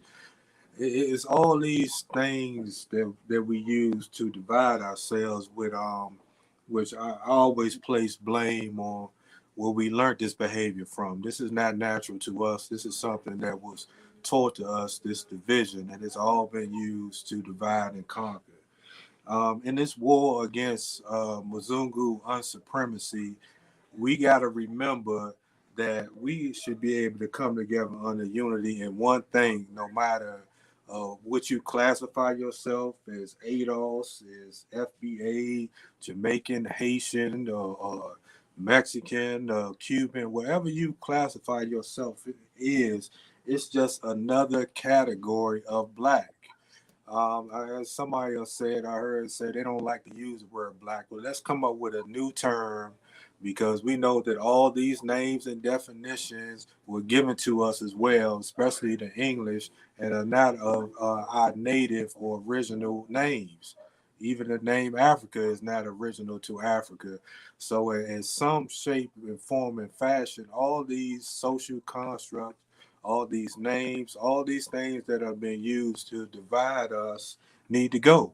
So I don't know. We're gonna call ourselves the ethnic people. Somebody need to come up with a name that we can stop fighting over these different names. You know what I'm saying? It's like we all in the same family. We all got the same grandma, which is Africa, and we all got different parents, we all got different last names, but we fighting over I'm the Johnsons and you the Smiths. So what we all the same people, we all cousins in the same family. And at some point we have to get past and realize this individualism is our problem, and we got to come together because we got an enemy that he's not even gonna ask you what your name is. He don't care who your grandma is. All he look is your skin color. And if you don't look the same color that he is, then you in the same category that he hates. So until we can unify we under attack by a force that doesn't like us because our skin color, and we are all the same skin color. We may be different shades, but we all different shades black, all different shades of beautiful brown. Where if you want to be technical by the color, nobody's technically black. It's a shade of brown or tan or whatever. We are all the same people. So all of these things, ADOS, when ADOS get their check, I'm taking my check. Y'all can get y'all check. To me, if y'all think being a fundamental, think the beatings, rape, and torture that was done to your family, you don't deserve the 400 plus years of unpaid labor is not worth being compensated. My family would take that check and we invested in Africa. So it's fine if you don't want it, but we need to get past these little issues and we shouldn't be fighting. I mean, if you want to call yourself that, it's fine. This is like, I find this, and I'm gonna shorten up. I don't want to keep talking, but I find this issue that how the people fight over these designations and we forget the point of what we fighting for. It's like saying Black Lives Matter. Somebody hijacked the movement. Yeah, somebody that was Mzungu financed the movement. But the average person, when they hear Black Lives Matter, like me, I don't give a damn about the organization. All I care about, yes, I do believe Black Lives Matter. I'm black. I believe Black Lives. I believe my sons, my daughters' life matters. So in the most basic terms, we are fundamentally, if you are, your family was over here, was taken over here, you are a fundamental Black American. You are an American descendant of a slave, but I wouldn't use that as something to categorize myself as a race. And lastly, the only thing that matters in all of this world is your nationality. That's the only thing that you can go in court and deal with. That's the only thing that people classify itself. Where you got a passport from, where you got a birth certificate from, what's your nationality? So all black people, ADOS or not, need to claim a nationality other than American, somewhere where they will have some protection, somewhere with the people that will fight for them other than the ones that hate them and use them as slaves to build their nation. And now we all disposable now because they bringing in everybody else to even take the jobs and everything else that we used to do. We don't do no more. We're expendable now. They don't want us here. So if I was you, just like me, fight for your check, but take that check and take it back to some place where it's black people at, where you can invest it and build there. And I'll leave it at that. Thank you. Good point, Donnie. I really like the point of when you were talking about, oh, we're fighting on all of these names, but half of us, we didn't even name ourselves. What's an African? Nobody knows. What's a Nigerian? Nobody knows. All of these names, we didn't even name ourselves. You know, African American, I've met some African Americans, they hate that name. You didn't name yourself that either. It's like we're all fighting over these names. It's crazy. It's crazy. But Yeah. I would like. Can I say something? Go ahead. I just want to say something, and I'm gonna get off and then listen. I just want to say, Danny, I really appreciate you coming to these channels. You know, on my channel, African Millennial Bijou. I saw you in a couple of channels, and I appreciate you because I feel like Danny just gives us another perspective of ADOS. You know, because I feel like even the ADOS, they think differently. Because I listened to a brother who said that he's an ADOS, but he left an ADOS channel because he feels like they were hating on Africans. So it's like they have different people thinking differently. So a lot of us don't even know what ADOS is. Like people like me, I have to make my research. But then when you listen or you go to their channels, it's like sometimes everybody comes with their own opinion, you know, and they have different perspectives. So I really appreciate Danny coming on board. And all we got to do is listen to each other and respect each other while we're giving our opinions, period. And another thing I want to say is that whether you guys know it or not, this movement have motivated a lot of Africans to go back home. Whether we say it or not, but that's the fact. You know, Africans have been traveling for a very long time. They've been coming to America and Europe for a long time. But before most people will move back home, it's like you're already in your 60s. But because of these movements, people are moving in their 30s. People are moving in their 20s. You know, people are moving before they reach the age 40. And I think that's a good thing. So we just have to realize that this movement has had a very positive impact on Black people, whether you're African or you're in the diaspora. And I am included. It has had a positive impact on all of us. All of us today, we may not be able to move back right now, but we want to move back as soon as possible and invest in our countries. That's just what I wanted to say, and I'm going to log off. Thank you guys so much. And I'll be listening in the background, of course. And that's the movement, Sammy. That's what we Okay. want. That's Just to the piggyback unity. off of what she Okay, said. I have an expression. Can I piggyback off of what she said? I have an impression. Is it my turn? What order are we going in? Am I out of order? Yeah, we I'm out not of sure order. if I actually got back into the rotation or not. I'm going to be patient and let's try to figure that out. The rotation is very critical because everybody have a burning desire to express themselves. I'll rest my mic. Yeah, can I just piggyback off of what Sammy has said? That's very critical. You know, we continental Africans, we take a lot of things for granted. Yes. A lot of things for granted. I was on the Happy Companions channel yesterday. You know, remember African Millennium when I told you about the story about this girl that went back? And rudimentary basic things as coming to a country that is all Black. She told me plain and simple, I can't believe everybody is Black. And I made introductions around. I have some of my college buddies that are in the police, in the government, in different places. You know, I gave them a contact list. I said, go ahead. Feel free. Office to office, go ahead and introduce yourself. Tell them I sent you. She went to the police department where a lot of my buddies were. She went all the way up to my uncle. My uncle is like a superintendent, and his boss was in that office, the man that runs the whole command. You mean she went to their whole office and she was looking for somebody white? Nobody, they told her plain and simple, nobody's white over here in that ranking. She went to a lot of government offices, a lot of places, and everybody was Black. And she told me, she said, I can't believe there's a whole country full of Black people.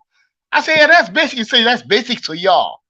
It means a lot to us to have to go to a place that is all 100% Black. They have, when you go out there, you have the freedom to do what you want to do. There's no routine. There's nobody holding you back. There's nobody following you around. All the reins this system in the United States put on you, you know, you break free off of them when you get to Africa. You know, that is very important. She said that, and I juggled. I'm on my plans to go back, but she speedballed it just to piggy off of Sammy's Treasure's point. I said, well, this girl is that inspired. Let me hurry up. I'm going on a slow route trying to get back. Let me hurry up and move, you know, speed things up. Because she opened my eyes up. She opened my eyes. Because we take things for granted. We're like, okay, I'm doing good. I build my house. I build it 1 block at a time. I do my business. I do one thing at a time. I got plenty of time. But when she came in and I made those introductions and she went around, I gave her my contact list.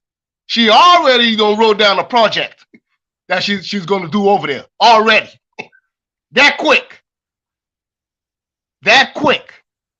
So this movement right here, just to piggyback off of what Sam Treasure said, it has inspired a lot of us in the diaspora, continental Africans that went through the slow route.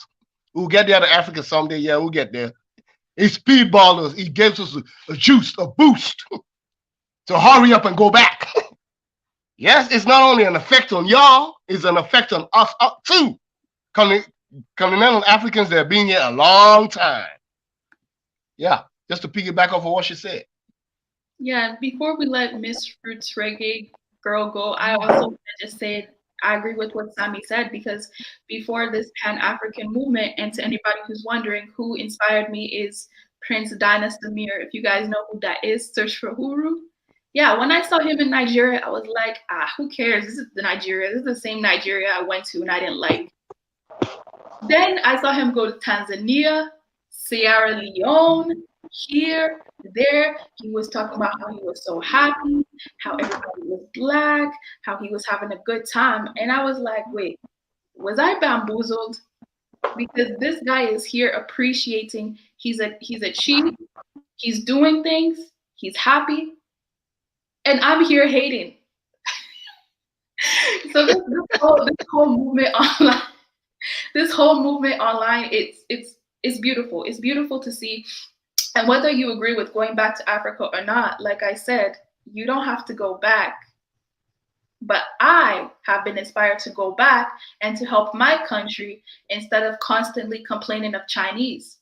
Because back in the day, that was me. I was complaining of Chinese, I was complaining Lebanese.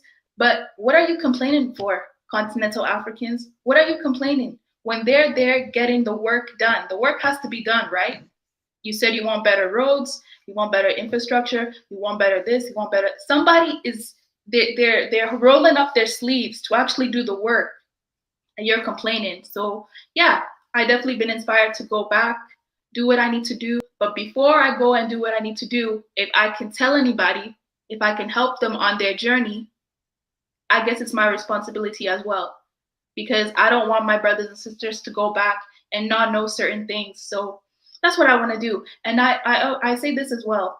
If I can't get along with the ADOS and the other people here in the diaspora, what am I going to do when I go back? So either way, we have to get along wherever we are, right? That's just what I think. So we're going to let Miss Roots Reggae go, and then we're going to say our last closing statements just to close out.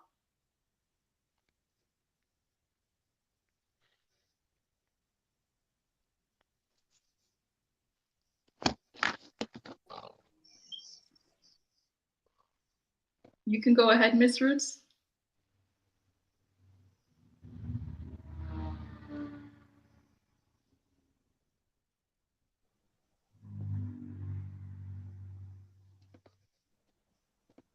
This mute button is messing with me. Thank you, sis, for having me. Can you hear? Yes. Great. Love the panel. Greetings to the panel and everybody that's been on and left. And in the chat, greetings to you all.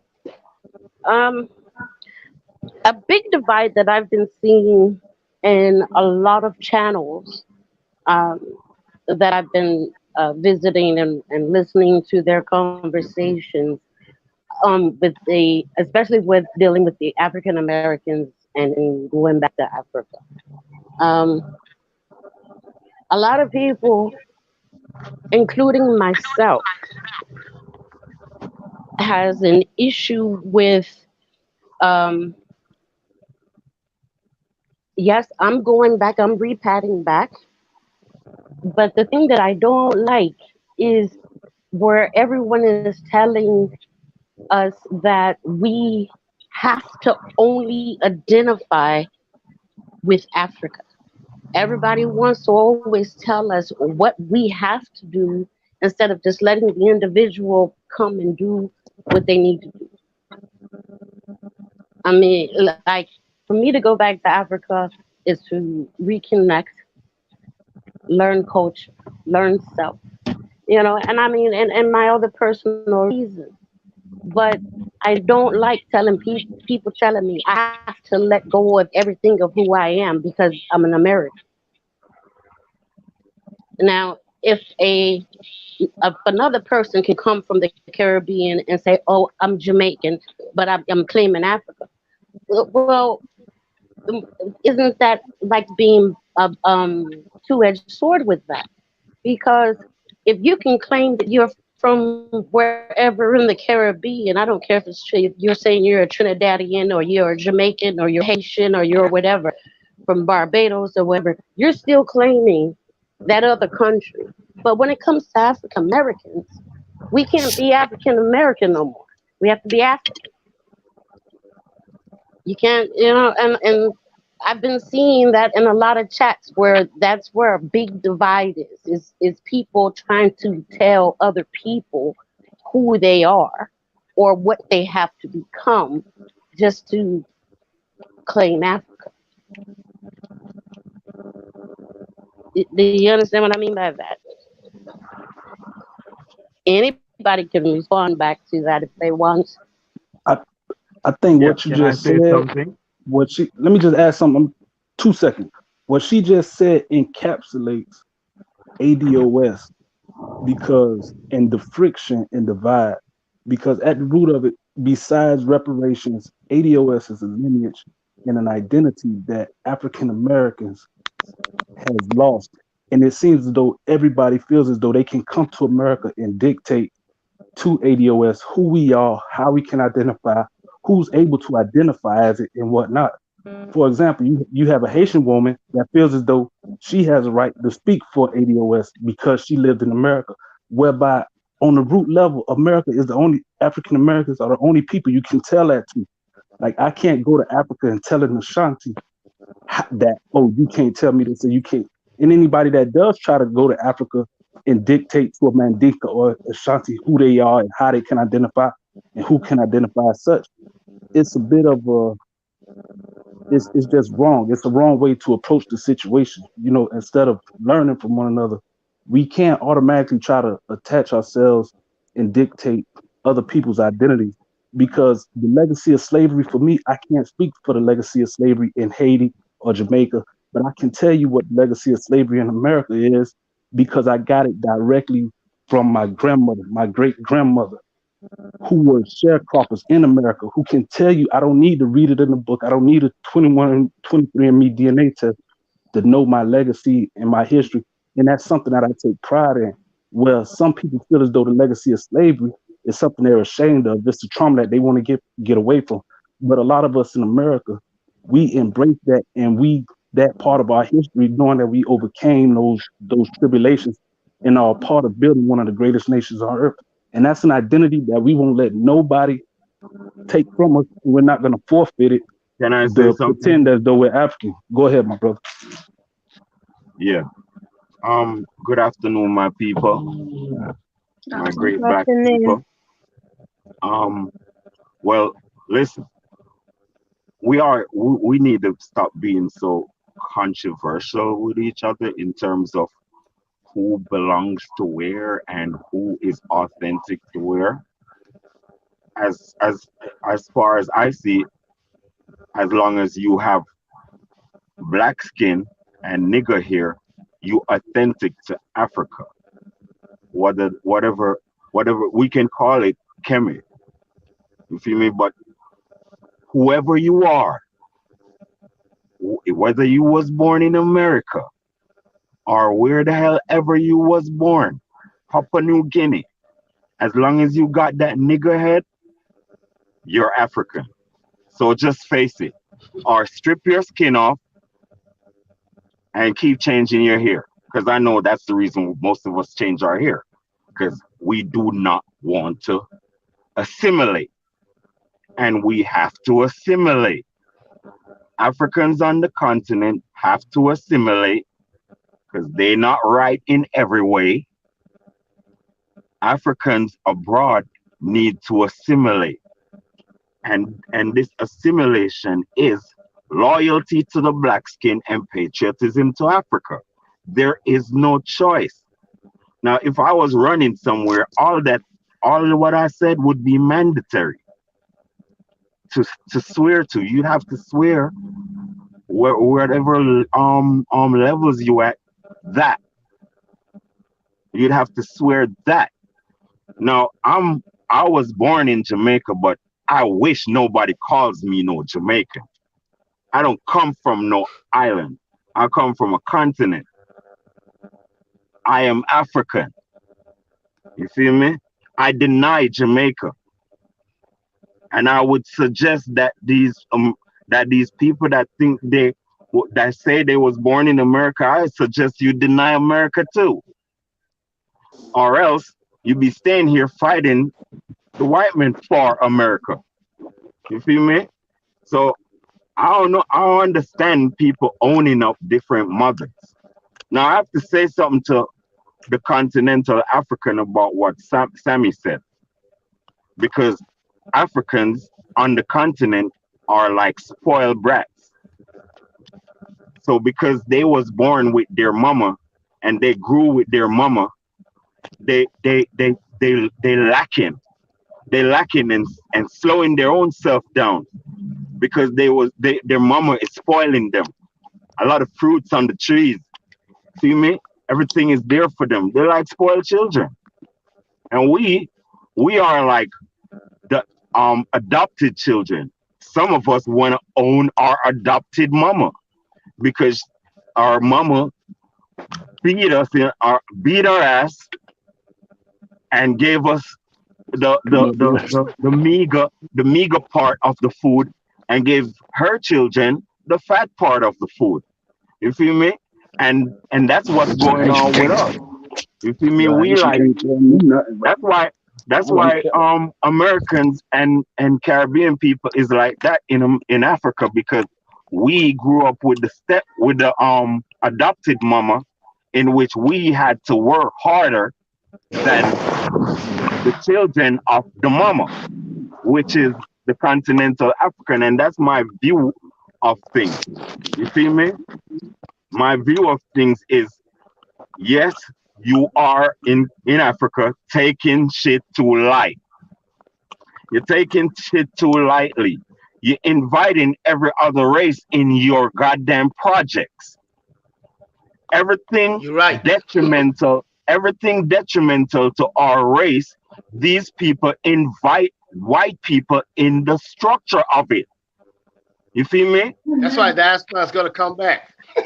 Yeah, and that's why I would ask my continental brothers and sisters to assimilate to us also, because we have a different point of view, and security is guaranteed in our view. You feel me? We have a different point of view, but security is our major point of view. Securing Africa. Can I say something to that? African, huh? Yeah. Can I say something to that? Okay, sir. You hit it on the point. Everything you said is right. That's why, of all people, I in particular want the diaspora back. That's what you guys been through is what Africa needs. Yeah. It's what Africa needs. If you guys, I'm telling you, and I tell people every day, I've been saying this for 20 years. If you guys go in back to Africa and reclaim exactly what you left behind, which is yours. It's yours. You just are thinking about it, going back to claiming it's yours, is there. I'm telling you, all these whites, Chinese, whatever people will be out. You outcompete them. It's something about you guys that we need. Listen, let me tell you what about It's something about you guys, what you went through, that's what we need. Yes, Amari, let me tell you what we want. We want back North Africa. Yeah? We want that back. They're taking up space. Those people need to get the hell out of there. We need that space. You feel me? Our population need that space. We might have to organize something to get them out so the diaspora can move in North Africa. Let me tell you, man. So we don't have to have a fight with sub-Saharan Africa and sub-Saharan Africa. We, the diasporas, should get North Africa. I'm talking about Algeria, goddamn Libya. I'm talking about goddamn bitch ass fucking Morocco. You feel me? Excuse me. You feel me? And Tunisia. You feel me? We need those places. It should be black dominated. We need to get them because they're enslaving our people right now. We need to get them. It's an act of war. That's what I'm talking about. Well, north, east, west, south, we need you all everywhere. It's Yes, not sir. only north. In the whole Africa, we need you guys. We need you guys, and we need you guys. We are sleeping giants. You know, we take things for granted. We do things the slow way, and you guys come in with a fire. That's what we need. We need your fire.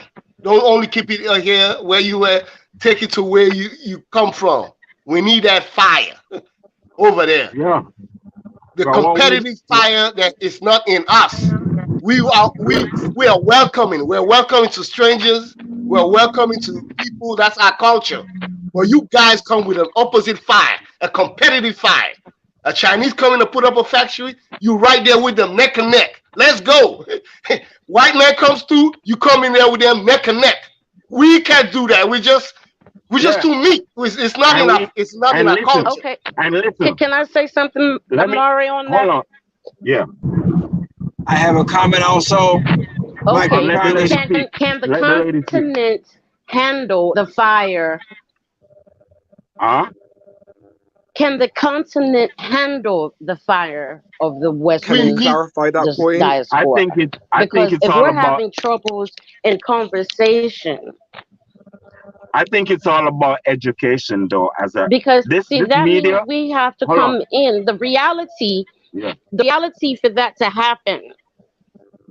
Yeah.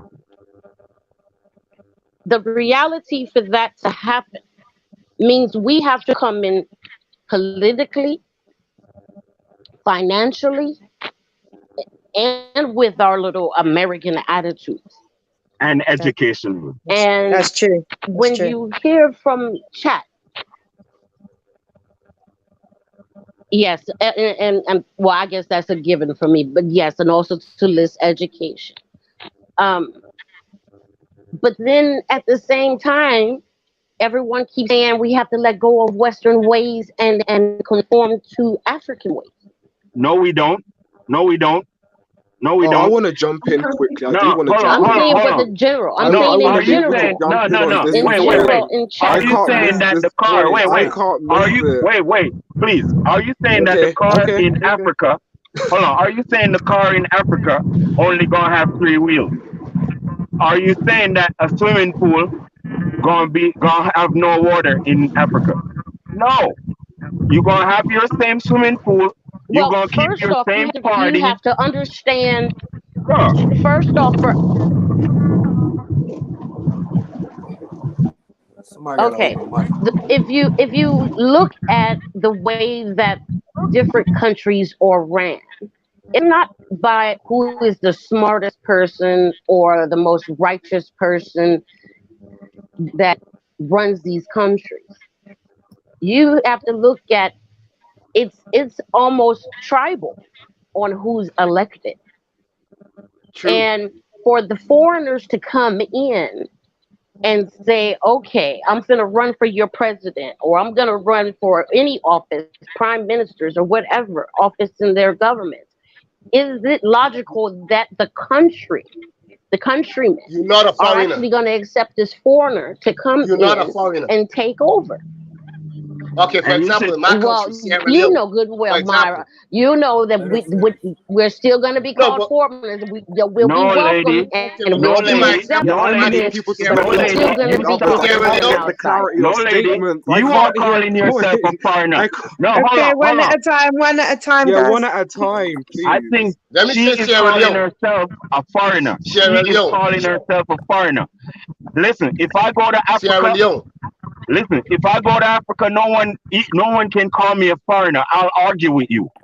I'll debate you on that. If you call me a foreigner, I'll debate you. You have to be the one who demolished that shit. If you stop calling yourself foreigner, stop.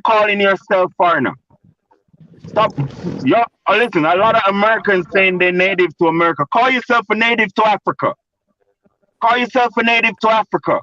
You have to put that in yourself. Ain't nobody gonna take that away from you. You have to say what you is.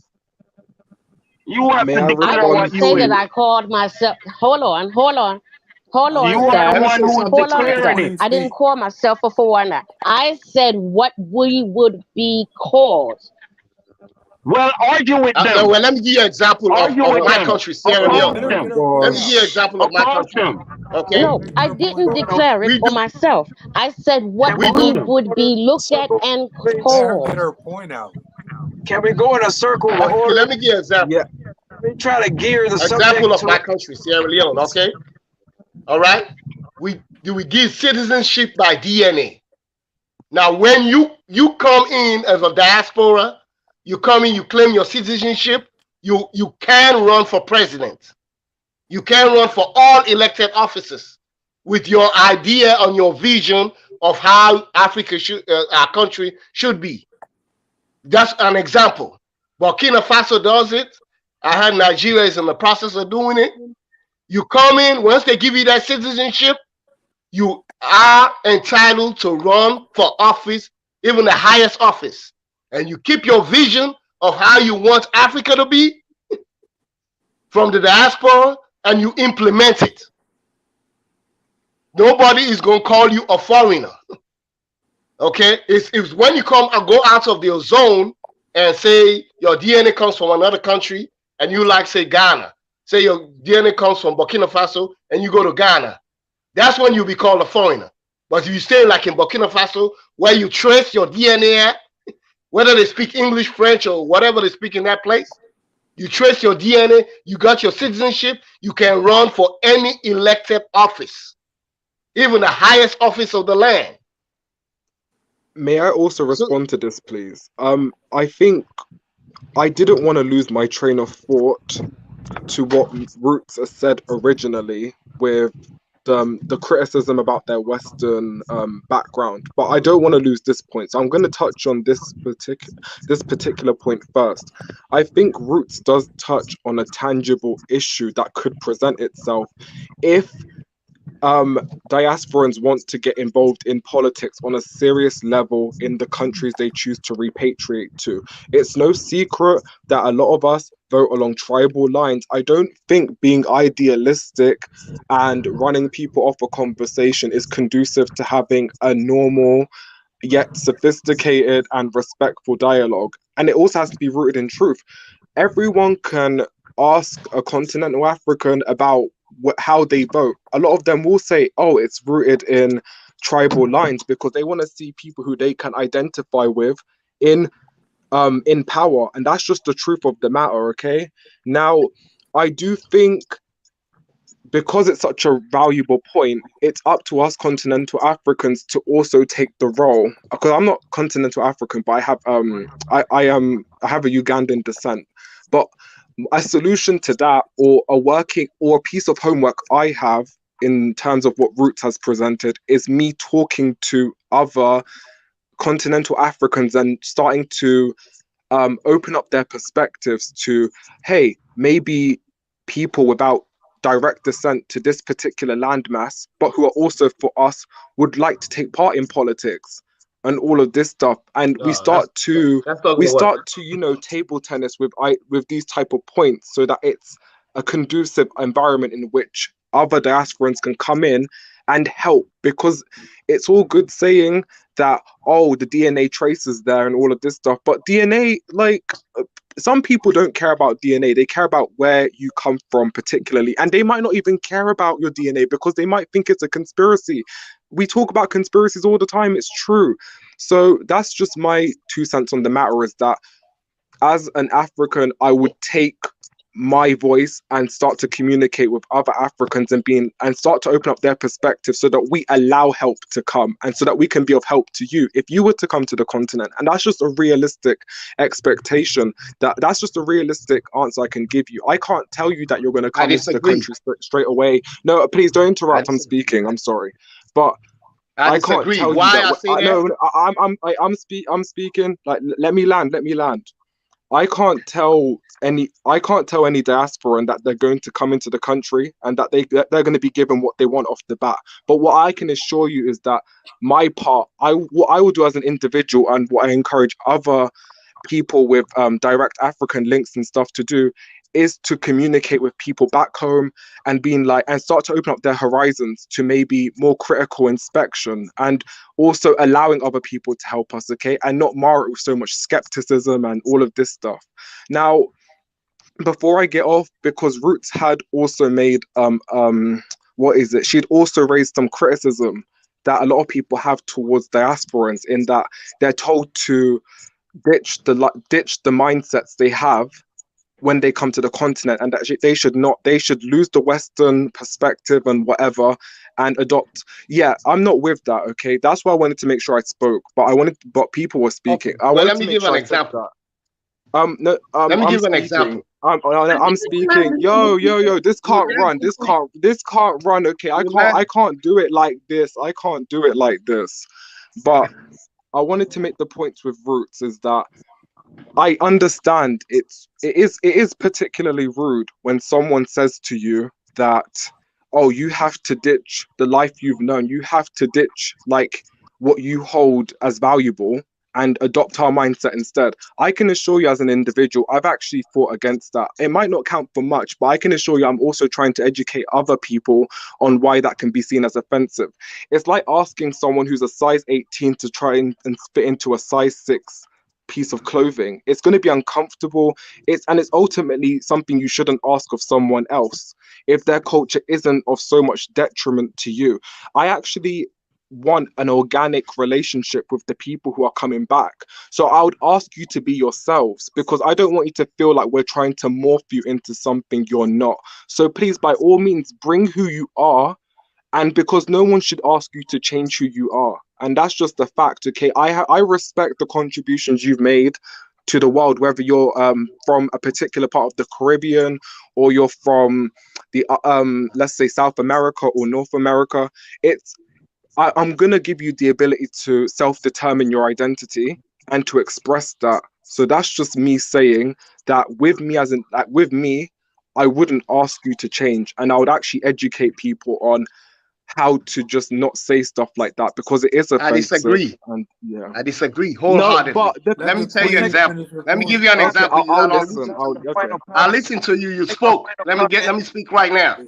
I'll make my final comment. In Sierra Leone right now, there are diasporans that are elected officials. Do you know that?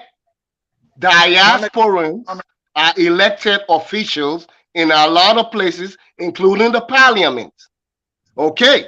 Now, when they came through, they have their own vision of how the country is supposed to be ran. Because they qualified through DNA, they won elections and they are in the leadership. Now, when I say what they did to be successful was pre-existing structures. For example, we had diasporans from my tribe, the Timini tribe, which is the biggest or the second biggest in the country. We have the party, All People's Congress, APC, has a lot of diasporans in there. People that came through and found their DNA and found out they were Timini, and they were elected officials. They are in the parliament. African so keyword, they had to prove themselves. They had to have proof. Final comment, African millennial. I like to have a final comment so I can go. I have to go. I want to have my final comment. Is that all right?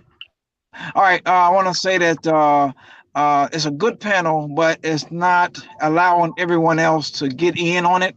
So I'm just suggesting that we have a circle of discussion next conference, so that everybody could have.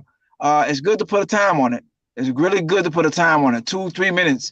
And then it's good to be able to have a subject that is being tabled so that we can stay on it. Everybody's points are very educational and very good. But what good is it if you, me, and many and 10 others have wisdom, but yet we don't know how to organize the information?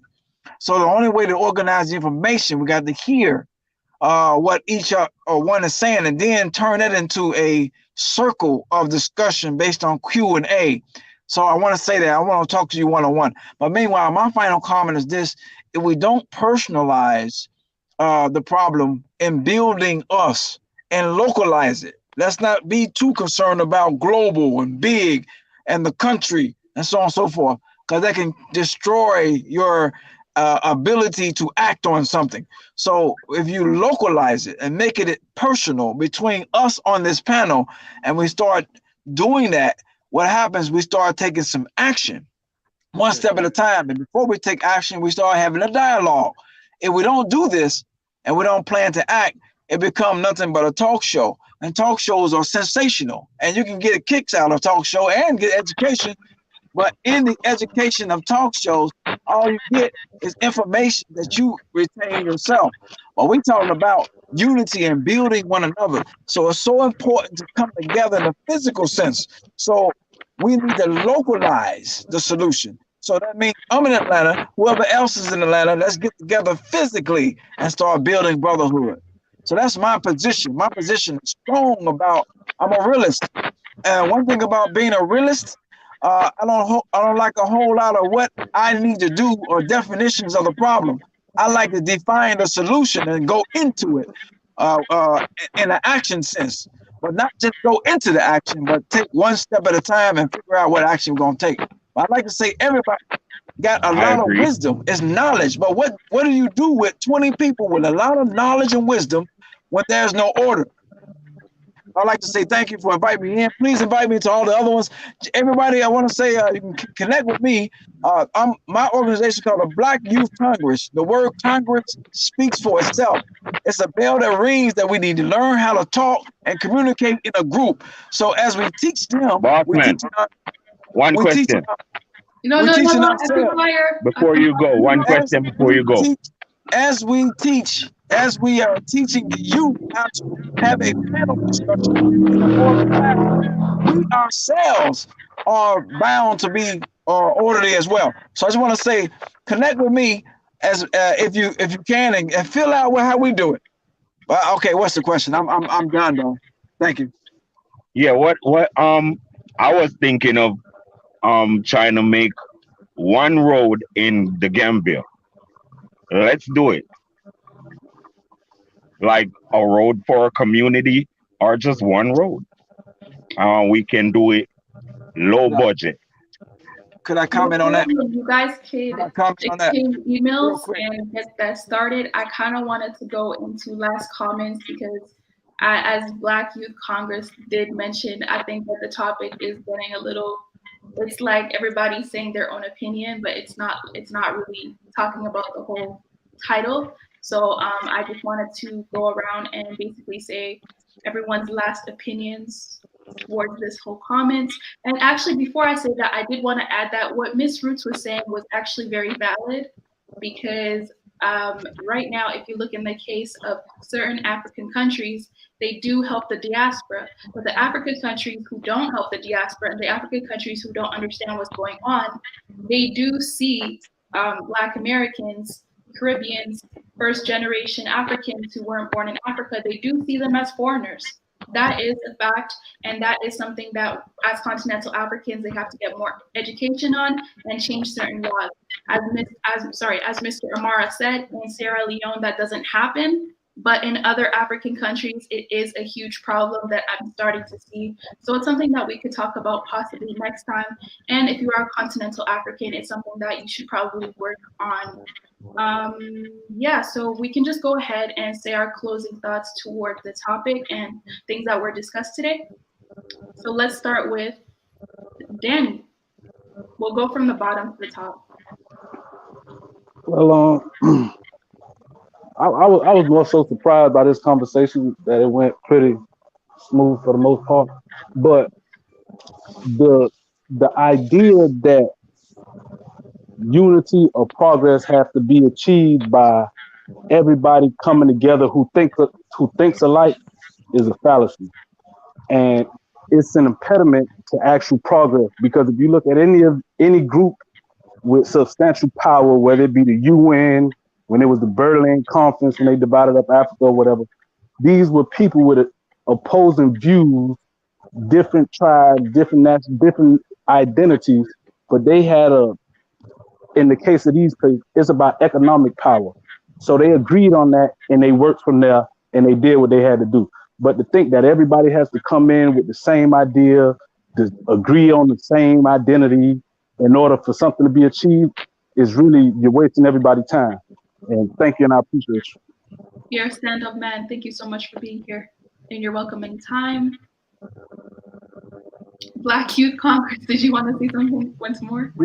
Yeah, my final comment would be that I strongly believe in communication as a solution. And when I say that means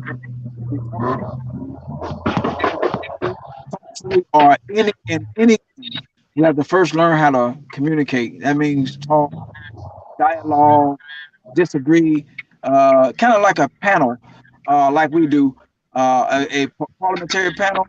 It has a order, it has a table question, goes into an order, and then it goes into another subject based on that order. So that's very important for us to develop.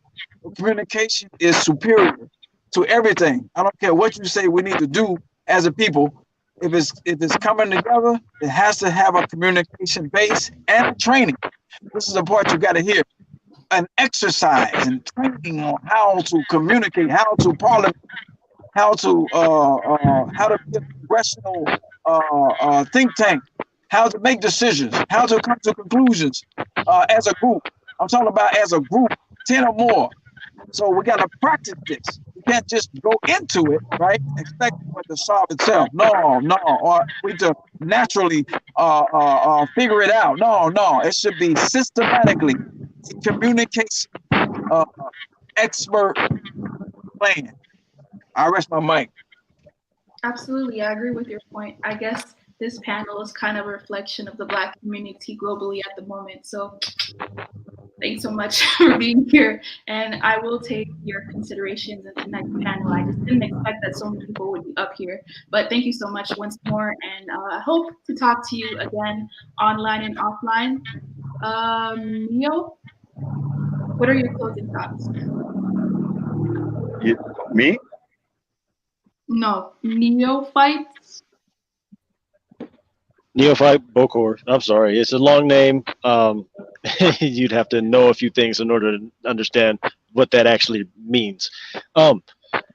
If I can go into it, there's a couple things that I keep wishing that we can kind of go into figuring these things out or paying attention to them when we're arguing about ADOS, FBA, things of that nature, comparing ourselves to the Asians, Mexican, and I don't know, the Native American tribes and whatnot, lumping ourselves in with the categories.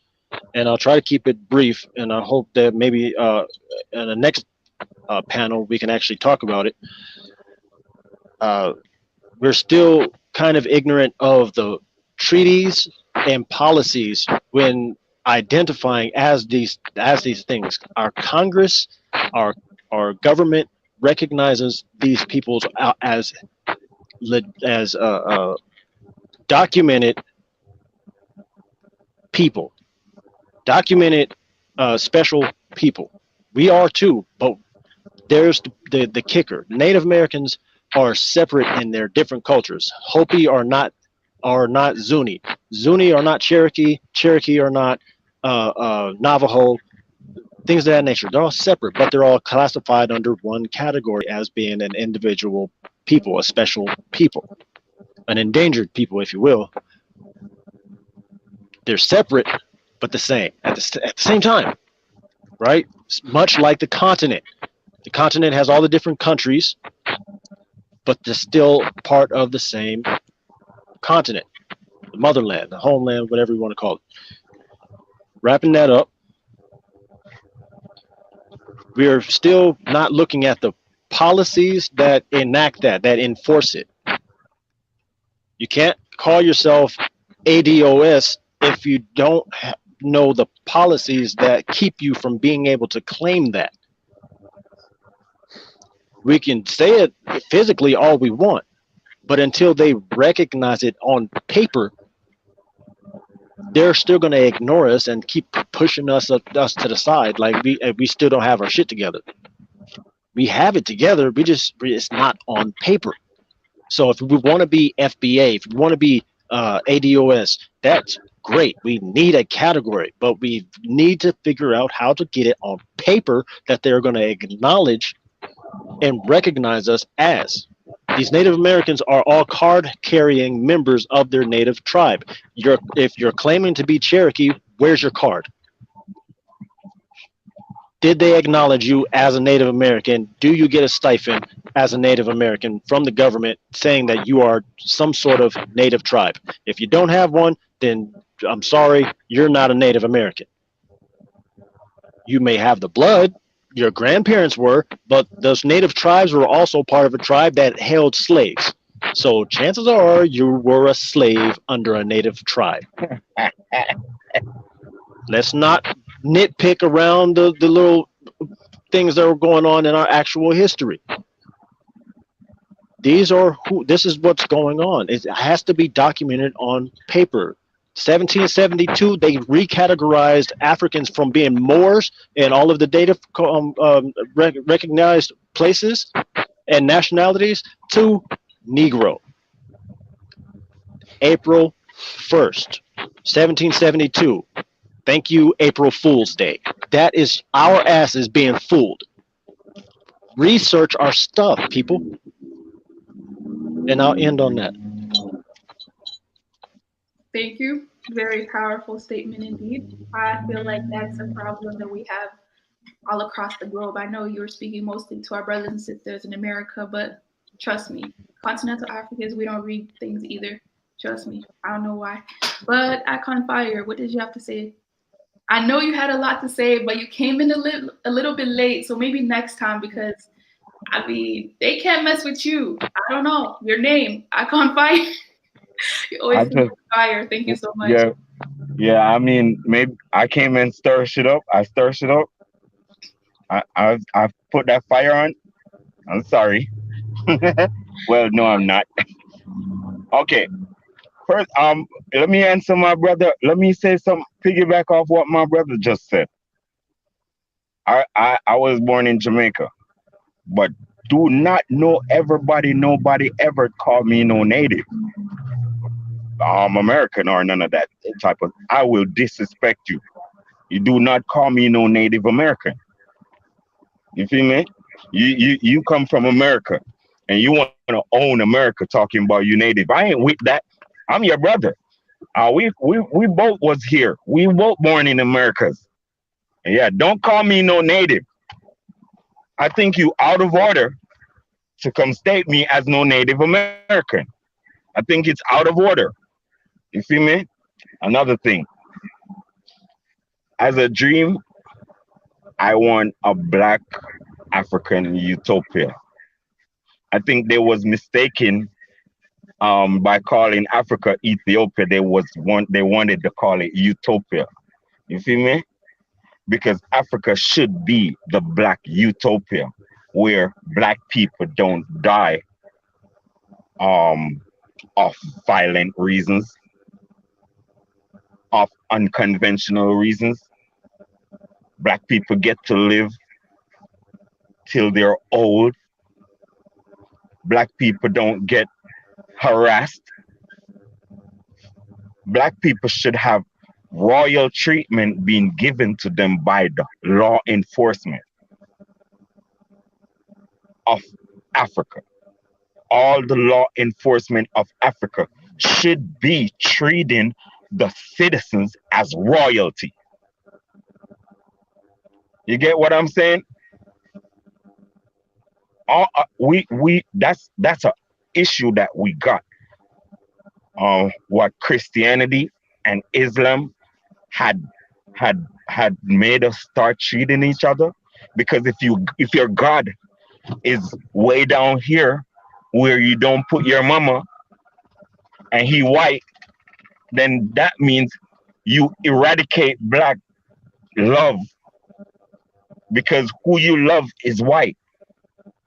So we have to get rid of this white loving. We need to start give black loving to black people. We need to start,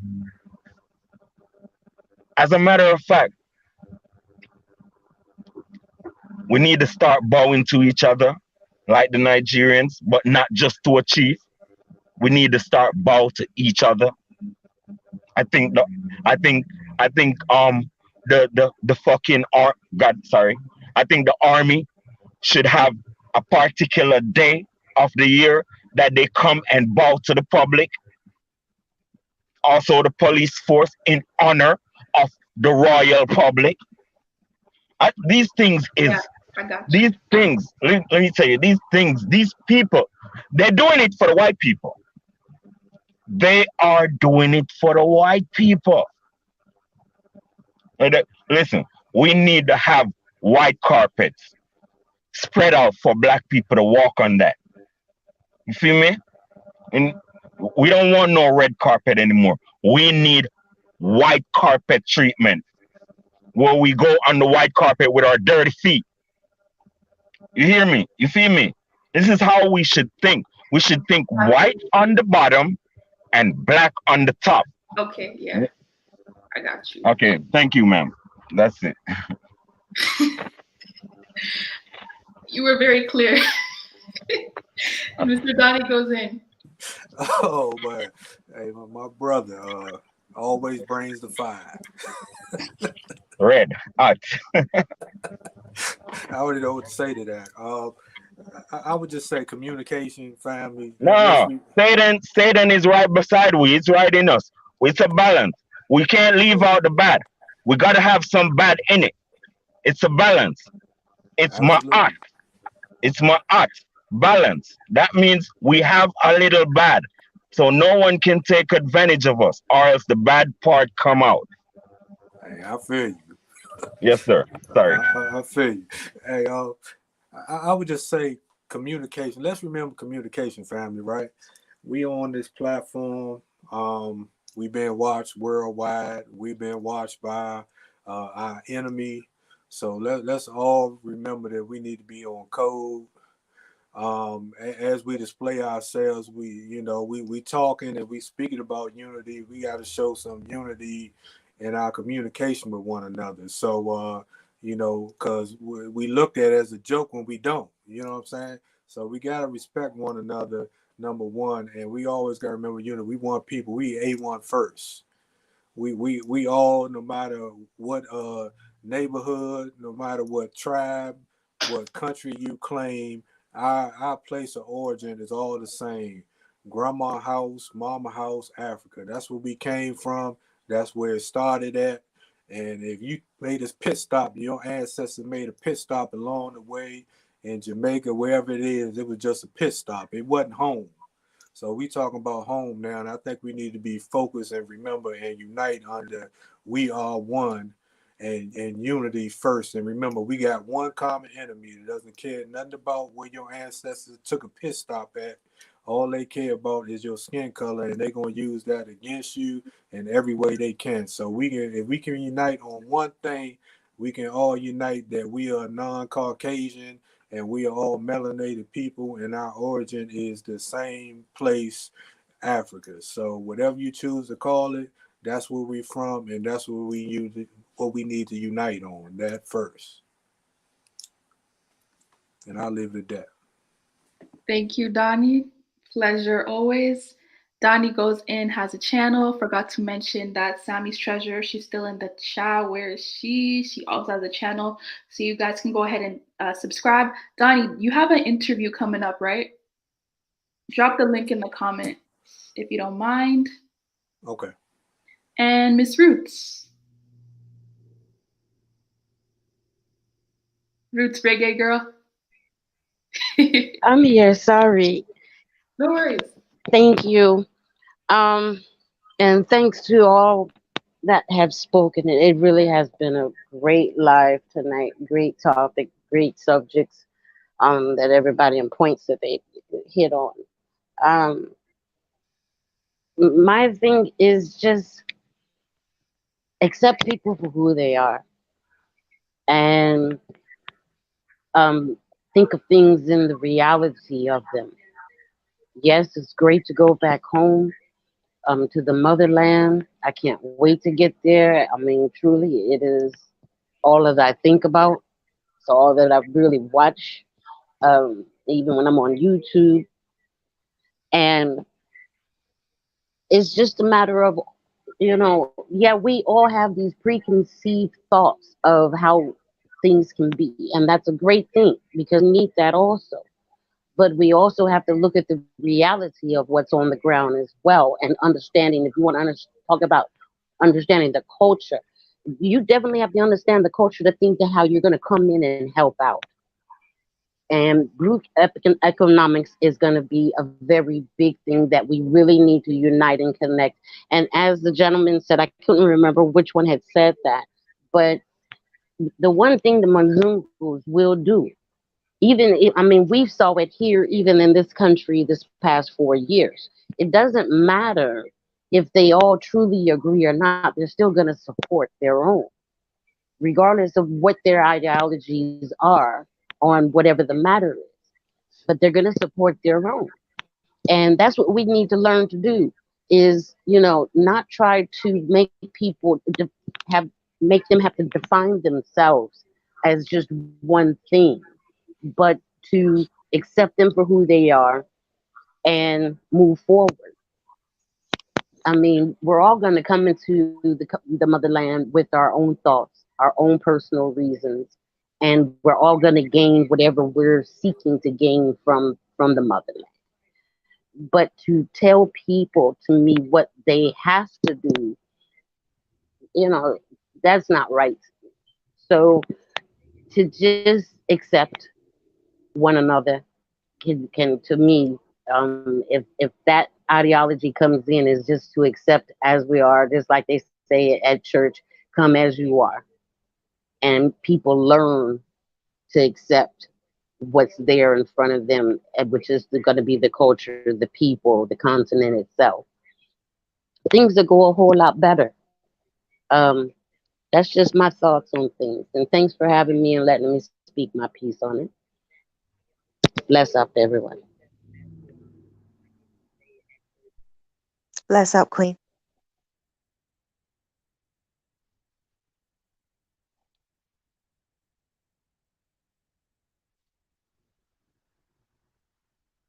Amara, I think you're next. Oh, I'm next. Okay. Brothers and sisters, I'm just letting you know that yes, you got to fight in America. That's true, and the Caribbean and the European countries where you took, as Donnie said, took a pit stop at. You understand? It's a genuine fight over there. They owe you reparations. They owe you a lot. You built the system. But on the flip side, there is Africa, and let me emphasize again: in my country, there is a Negro clause in our constitution, 1960, clearly stipulates you got to be a Negro to be a citizen of our country. Also, they made an amendment in 2018 that any diasporan that can prove their DNA to Sierra Leone gets automatic citizenship, and that citizen carries to the highest office. You can stand for elections. You can apply for any job within the government. There's no second-class sets of citizenship. So there's a glaring example of coming back to the motherland and participating. Like I said again, our political party, we have diasporans that came in and they haven't changed nothing about their views from where they came from. They set up in committees where they give their vision and they participate. And what they talk about is taken into context when decisions are made, policies are made. Nobody's changing anybody. They give you forever to catch up with your tribe, where you come from. Take your time, immerse yourself in the culture. Take your time about it. Nobody's hurrying you. Particularly when you go down in intellectual circles, you're talking about in intellectual debates. They're not expecting you to change your lifestyle or whatever. And so that's a glaring example of a place where people can come over and find out where the DNA is and participate for the highest office of the land, or going to the community. We have people right now in the parliament that are diasporans, never changing nothing in their life. They stood for elections because they come from my tribe, go to a dominated area in which they pinpoints their DNA, and they won elections fair and clear, and they state in their case. So to give the idea that somebody is a foreigner or whatever, there's a clear example of where you can go and participate and have an effect of your views. So it's like I said again, it's good to have reparations, but don't put all your eggs in one basket. There's also Africa where you have a claim to, you know, and where you can participate and where you can effect changes. So don't put all your eggs in one basket. That's all I'm saying. Great message. Great message. It's good to get reparations, but don't put all your eggs in just one basket. So don't just, I guess, be laser focused on just what's going to happen in America. Be open to other things in the other world and to your birthright, which is Africa, whether you want to admit it or not. It is. Okay, so if you want to come there, even if you just want to go and party with Amara and Sierra Leone, you are free to do that. And I will say, on a serious note, the good thing about Sierra Leone is they're pretty advanced with this diaspora movement. You know, so Sierra Leone, I believe it's by DNA. If you have a Sierra Leonean certain tribes DNA, then you have automatic citizenship, correct? Correct. Okay. If you can prove your DNA is from Sierra Leone, you got automatic citizenship. And those diasporans that were elected officials prove their Timni, which is my tribe, which is the biggest or the second biggest tribe, which we dominate the All People's Congress political party, which is one of the two major political parties.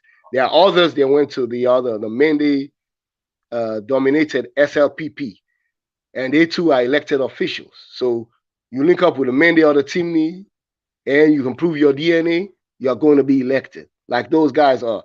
A lot of other diasporans have come to. Some have won, some have won elections. They have tried. Some have applied for jobs. I mean, they're making it sound like it's a barrier right there for you to, reclaim what's yours, which is not true. It's all nice and dandy. Yes, true. People owe the United States government and the rest of the other governments in the Caribbean and European countries do owe people reparations. But you are African. Don't shut that door. Don't shut that door to where you actually come from to make an impact. Don't shut that door. Don't just zero in on one thing. It's not healthy. Yeah. Yes, we have made progress. We have come 500 years into this. It wasn't like the way it was. But be smart, be strategic. You can gain what you want in different ways. That's all I'm saying. Yeah, I definitely feel you. Like Sierra Leone is really progressive with that. Some other African countries, it isn't as easy, but hopefully with time, things will get better for the diaspora in some other African countries. Queen Jahari, any closing thoughts on what we said and what was discussed on this panel? Yes. I've really missed this, you know what I'm saying? I've been a bit MIA, but I thank all of you. Everybody that was in the chat, I didn't get to see much of that, sorry. But everybody that was on the panel, I just look at us as all beautiful ingredients, and I'm going to say this word, and if people don't appreciate it, it's okay. But I think we're all such beautiful ingredients of Blackness that's coming together to build, and I think it's the art of conversation is in listening, because that's how we learn. I think we've got a lot to do and a long way to go, but I think I'm confident that we are patient with each other, that we are compassionate with each other, and that's what's going to help us. You know what I'm saying?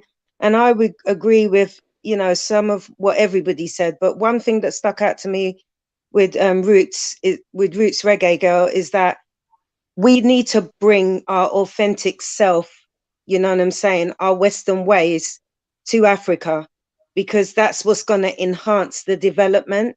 And, you know, our skill sets, our education, our finances is all part of the investment of the group investment, you know what I'm saying, and how we build economics. And that's my thought process. That's all I think about is how are we going to build? Because I know I don't have much, but if we build that, if we group that together, it can build something really amazing. And we do have 54 countries to choose from. So like Blacksit says, like Juliet from Blacksit says, she says, you know, there's many rooms, choose one, you know, blend in and amalgamate yourself with. I don't think you have to lose yourself in order to do that. You know, I think that there is some trigger words that we use that I don't get offended by, but some people do. But that's the beauty of us having conversation and learning from one another, and putting our egos and all that extra stuff to the side and just building. You know, I'm excited. I know that we go through a lot to get to this place, you know, and it seems like sometimes it's a little bit ugly and that we're fighting and we're this and that. But what a way to do it other than amongst ourselves. You know, we need to do this because I believe in all of us, that we can all live better lives for ourselves and our future generations to come and be leaders. And that's such a key thing for me, that the younger generation, that they see us doing the real work, you know, and it doesn't matter what part of the contribution that you are, it's all contribution. And that's just a beautiful thing for me. So thank you, and thank you for having me on today, African Millennial. Like, you are just, to me, you're everything. You know, you and Mr. Makeza, because you guys are young, you know, and you're doing it. You know what I'm saying? And I love to see that. And I think that everybody came today with their A game, African first. So thank you so much. You're such a blessing, and keep doing the good work. That's all I have to say. Thank you so much. Mr. Mukisa, everybody's waiting to hear from you. Oh, thank you very much. I just want to give my sincerest thank yous to everyone on the panel, but also everyone who's attended in the chat. Yeah, it's a real testament to how much we want this unity, in the fact that we can spend plus 4 hours, you know, engaging in the content. I think in terms of my closing thoughts, it's actually rooted in what other people said in the chat. I feel like if you can spend 4 hours on a discussion, it would be pointless if you didn't gain anything, you know? We have to have gained something, because it's time. Time is money, but also time is growth, you know? I think two of the most profound contributions are there was a gentleman who before, but he's clicked off, I think, and also Donnie touched on it, and it's that communication factor. If we want our communities to be taken seriously, we have to be able to communicate in a manner in which we can gain respect, you know? Adults conversating person by person, letting the other person discuss their point, and being able to like rebut that or support it respectfully, you know? If we take this panel as a microcosm for our communities, it reflects it quite well, you know? We're diverse, not everyone agrees, and we always explore nuances, you know? But if we talk over each other and engage disorderly, it kind of like defeats the unity we're aspiring for, you know? Different sized cogs still work together towards a common goal, you know, to make the machine work. And that's what we have to work towards. So that's something I'm definitely going to take forward, is that I'm going to work on how I can communicate better so that I can let people communicate, and I can present my views in a form which other people can visualize my points better. But my second point was something Jaharia touched on, Queen Jaharia touched on. I think it was the saying that she had about if you get 2 pennies, you invest one and you use the other. It's called Mickle Muckle, darling. Oh, Every okay. mickle, make a muckle. It's a I'll Jamaican try and saying. retain that. I'm gonna have to replay the chat to like try and like rehearse that, you know. But yeah, I think the essence of what she was talking about was recognizing when you have a resource, you know, and recognizing when it's time to put it for something else. That's what I took the second profound contribution to be in this whole thing, was that it's when you can amplify listeners' senses, you know, to recognize when they have the power to do something. And that was really profound to me, that it's something that you could do every single day. That's so little in that day, but if you continue doing it over a long period of time, it can amount to so much wealth, you know. And that unity is one of the foundations, is of course economics. If you don't have the funds to back up all of what you're saying, it's kind of pointless. We do need resources to be able to bounce in the community. So that, I'm just a great thank you for pointing that out, because I feel like we don't know how to recognize a good resource when we see it at times. Like, I've got a father who owns properties in Uganda. He rents some, and he's also building a private residence for us to, you know, stay in. But in all that time, I didn't ever once ask him like the specifics of what he was doing. It was always that I was like, yeah, Dad, you're just building a property, it's whatever. But I never really inquired, you know? So with that, I was spoiled, like people have said, that Africans can be, and it's true. And now, going from the chat, I'm also going to recognize how to recognize a resource, you know? How to recognize when you can utilize something. We've got people on this panel who have such diverse experiences. Each and every single person is a resource you can call upon. We can network. Leave your email below, you know, so that we can reach out if we need wisdom. And also, if you know someone who's doing something well, it can give you something to visualize, because we need vision to work towards. So whilst you're watching people who are doing something, like Jahari said, you can use one bit of the penny, but then you can also invest the other. And that's how you put your energy towards something that's so meaningful. And that's also how it can come into fruition, when you have the vision, but you also have the works. Faith without works is dead. So that's just all I have to say. And thank you. No worries. And just to end everything off, I want to personally thank everybody who came in here, everybody who is here, because if you were here, even if you didn't comment, I know that there's those people who always watch, but they're never in the chat section. We love you too. And to the trolls, you're awesome. Hopefully you guys learned something today as well. What I wanted to say is basically, you know, as we're here in these panels, as Mr. Mukisa said, if you were here for 4 hours and you did not even exchange an email with somebody, please, I don't want to hear you next week complaining about unity. It was an opportunity for us to actually connect beyond the boards, and you didn't take advantage of it. You know, we have to start. There's some people here, they could tell you every single thing that Malcolm X and Marcus Garvey told them to do, but they don't do it in their regular lives. We have to start taking personal accountability. I am not looking for another Malcolm X to be a leader. We already had that. I'm not looking for another Marcus Garvey in this lifetime. We already have that. And they were gracious enough to also give us their blueprints. So why are we sitting there talking about unity, unity, unity, unity? You don't marry Black. You don't buy Black, you don't support anything that's Black. Don't talk to me about unity, because you're not starting from your own home. So I want to challenge everybody. If you haven't thought about doing that, please, I implore you to think about doing that. And yeah, that's all I'm going to say for now. We've been here for a long time. So thank you, everybody. And we'll see you guys next time, maybe next Sunday. I'll let you guys know. But again, thank you so much for being here. And we'll see you guys with another video topic. Bye. Bye.